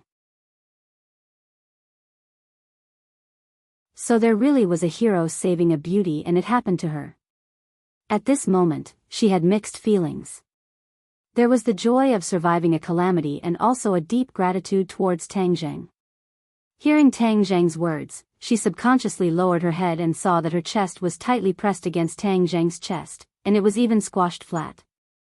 She couldn't help but feel embarrassed. Facing Tang Zheng, she didn't seem to have the same nausea as before. The natural shyness of a woman returned to her body. She quickly grabbed Tang Zheng's clothes and wrapped herself up, blocking the scene that was tempting to commit a crime. Tang Zheng let out a sigh of relief. If this continued, he would follow in Song Donghua's footsteps. The temptation was simply too great. Put on your skirt as well. Tang Zheng reminded. Although the skirt was torn a little, it could still cover some of the important parts. Lu Qingmei's face turned red all the way down to her neck. She quickly put on her skirt and buttoned up her bra, covering most of the scenery. Now, she was wearing Tang Zheng's large t-shirt which barely covered her buttocks. Below, she was wearing a skirt with a large hole in it. Her white thighs were faintly discernible. At this moment, Tang Zheng still underestimated her charm. This half-covered scenery was even more tempting than before. Tang Zheng took a few deep breaths to calm himself down. Lu Qingmei's attention was attracted by the bloody teeth marks on Tang Zheng's shoulder. She couldn't help but think of her previous actions and guiltily said, "Tang Zheng, I'm sorry." Tang Zheng shook his head and said, "It's fine. As long as you're okay, I'm relieved." This simple sentence touched the softest part of Lu Qingmei's heart. Tears flowed from her eyes. She had already shed her usual coldness and revealed the true and weak side of a woman. She suddenly threw herself into Tang Zheng's embrace and began to cry like a little girl who had been wronged. Tang Zheng was slightly startled. He secretly sighed and gently hugged her. He patted her back and gently comforted her, don't be afraid. It's all in the past. Everything will be fine. Lu Qingmei, other than hugging her father when she was young, had never thrown herself into another man's embrace. But at this moment, she couldn't help but throw herself into Tang Zheng's embrace. She felt unusually warm and at ease. This boy who was a few years younger than her didn't have broad shoulders. But it was like a harbor, firmly protecting her and allowing her heart to calm down. In the courtyard, several people watched this scene from afar with different thoughts. Deng Maokai had seen the relationship between Tang Zheng and the underworld. Now that he saw him being so close to the governor's daughter, all sorts of feelings welled up in his heart. But at the same time, he rejoiced that he wasn't stupid enough to go against Tang Zheng. Otherwise, he would probably be in the same miserable state as Song Donghua. At the same time, Deng Maokai gradually made a decision. If before he was filled with reverence towards Tang Zheng, now there was a trace of admiration. Moreover, he couldn't help but no longer see him as a high school student. Instead, he saw him as an important person who was much more powerful than him. Not only was he strong, but he also had great potential. Now that Tang Zheng had the governor's support, his future prospects were limitless. Deng Maokai knew that his chance for promotion had come. As long as he held on to Tang Zheng's thigh, he would be able to eat the meat while he drank the soup. That way, he would be able to reach a height that he didn't dare to imagine. Lin Hu's thoughts were much simpler. He didn't know Lu Qingmei's identity, but he subconsciously believed that this little girl wouldn't be able to escape from young Master Tang's grasp. A hero saving a beauty was too romantic. It was simply one of the best ways to capture a beauty. Song Donghua was battered and exhausted as he lay on the ground. The blood on his face blurred his vision. He gnashed his teeth as he stared at the pair hugging together. He unwillingly and angrily roared, "This daddy knew that you and Tang Zheng had an affair. You still dare to pretend to be pure and virtuous. You pair of dogs, this daddy will kill you." Song Donghua had already been completely blinded by his hatred and anger. When Lin Hu heard this, his expression changed. He kicked Song Donghua in the stomach and cursed, F***K, you dare to scold young Master Tang? This daddy will kill you. He was truly incomparably fierce. Song Donghua's body was curled up like a shrimp as he continuously sucked in cold air. He no longer had the strength to speak. Lu Qingmei stood up from Tang Zheng's embrace, her face red. Song Donghua had always believed that she and Tang Zheng had an affair. This made her angry and embarrassed. "Tang Zheng, don't listen to his nonsense." Tang Zheng shrugged and said, "It's just a mad dog. Why listen to his barking? Come, let's go meet this mad dog." Tang Zheng casually grabbed Lu Qingmei's hand and walked out. Lu Qingmei was slightly startled but didn't struggle. Instead, she felt a great sense of security.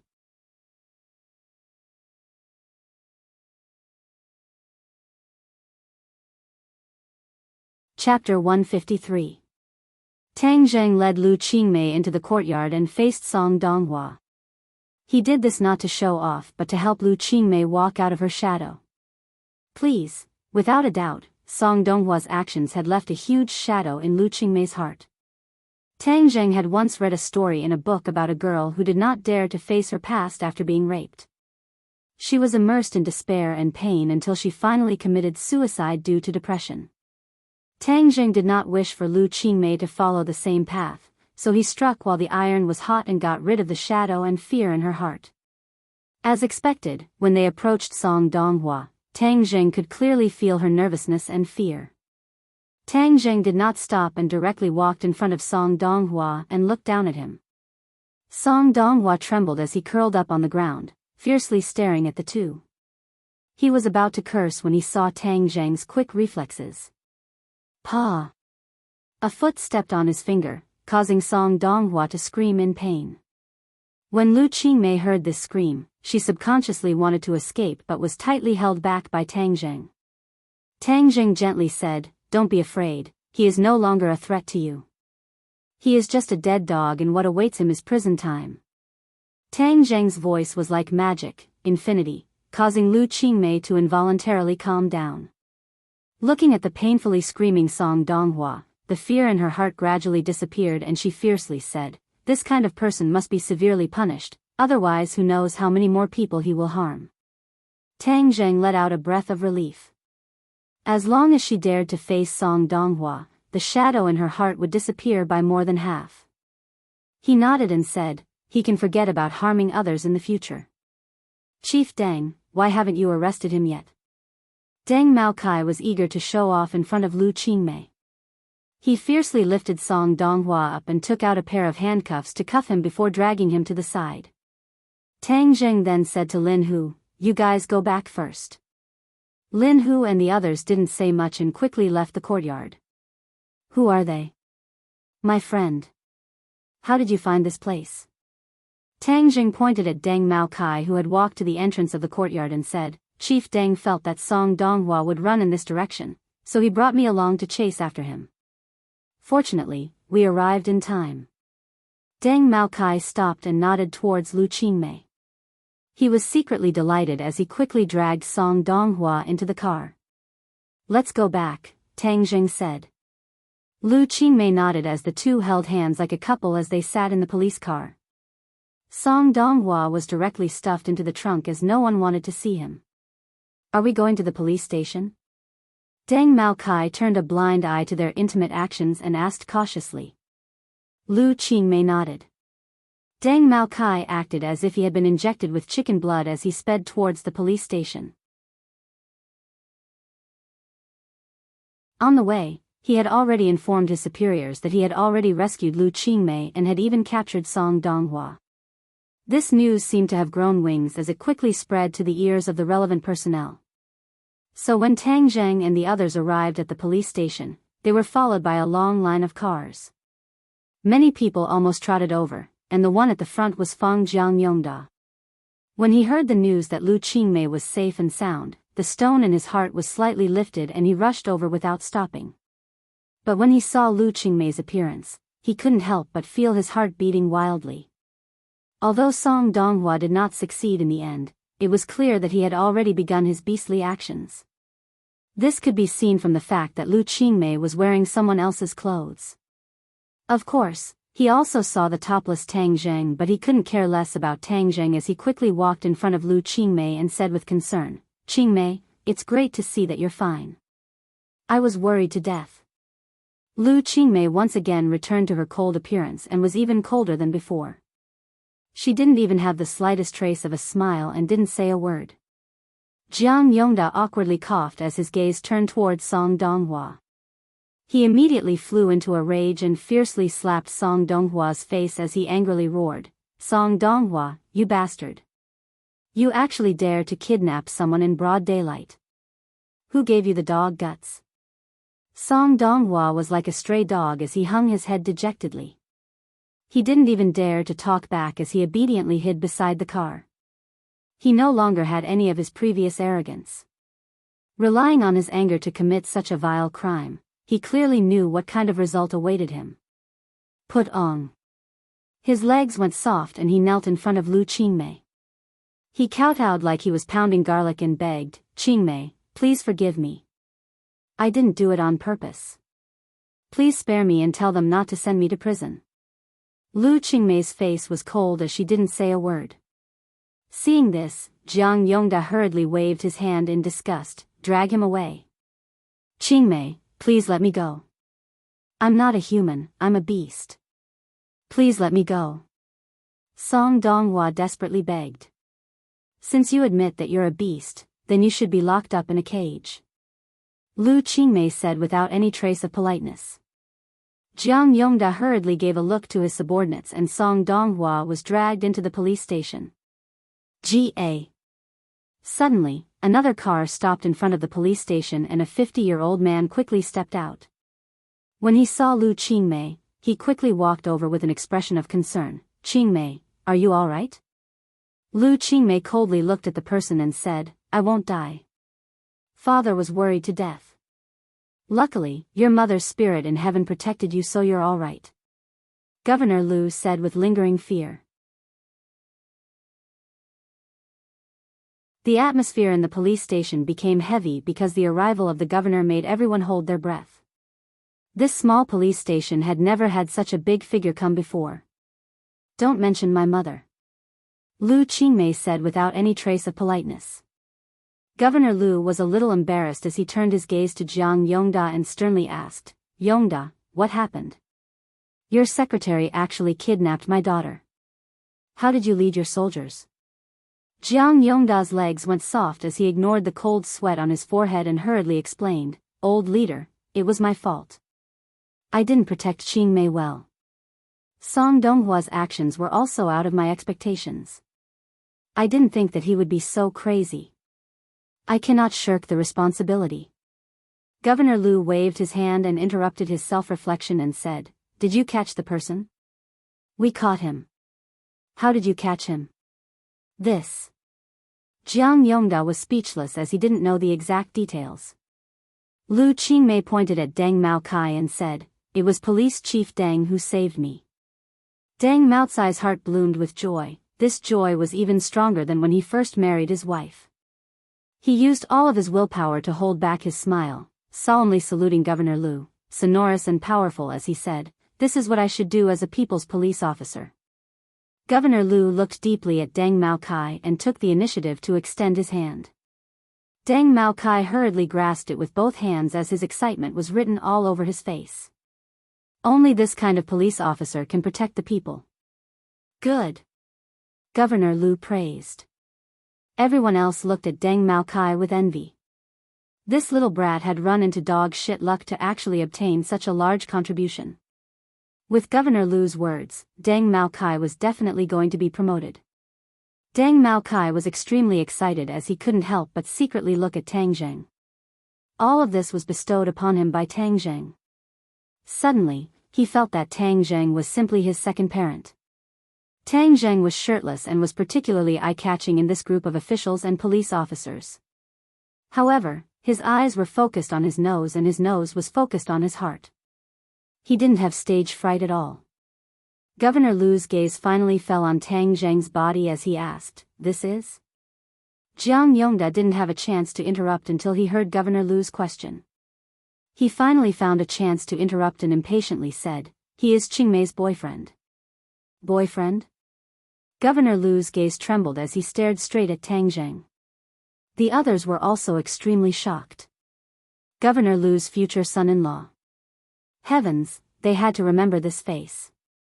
In the future, they had to curry favor with him. Tang Zheng helplessly looked at Lu Qingmei. For the first time, she didn't explain anything. Instead, she pulled on Tang Zheng and said, "I want to go home." The others naturally didn't dare to stop her. Although they still had to record her statement, special people obviously needed special treatment. Governor Lu nodded, "I'll send you back." "No need, I'll go back myself." "Tang Zheng, let's go." Tang Zheng was pulled and left the police station under everyone's gaze. The two sat in a taxi and Tang Zheng finally couldn't help but sigh in a low voice. "I didn't think your identity was so illustrious." Lu Qingmei wrinkled her eyebrows and said, "He is him and I am me. Don't confuse him with me. Your relationship isn't good?" Lu Qingmei hesitated for a moment before saying, "In the past, in order to get promoted, he didn't even come back to see my mother when she was seriously ill.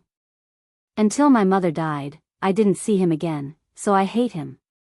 I don't like officials." Tang Zheng suddenly realized why their relationship was so stiff. When the two returned home, Lu Qingmei told Tang Zheng to sit down. "I'm going to take a shower, you sit for a while." Tang Zheng nodded, indicating that she could do as she pleased. The warm water drenched her body from top to bottom. Lu Qingmei gradually calmed down, but her heart still had a lingering fear.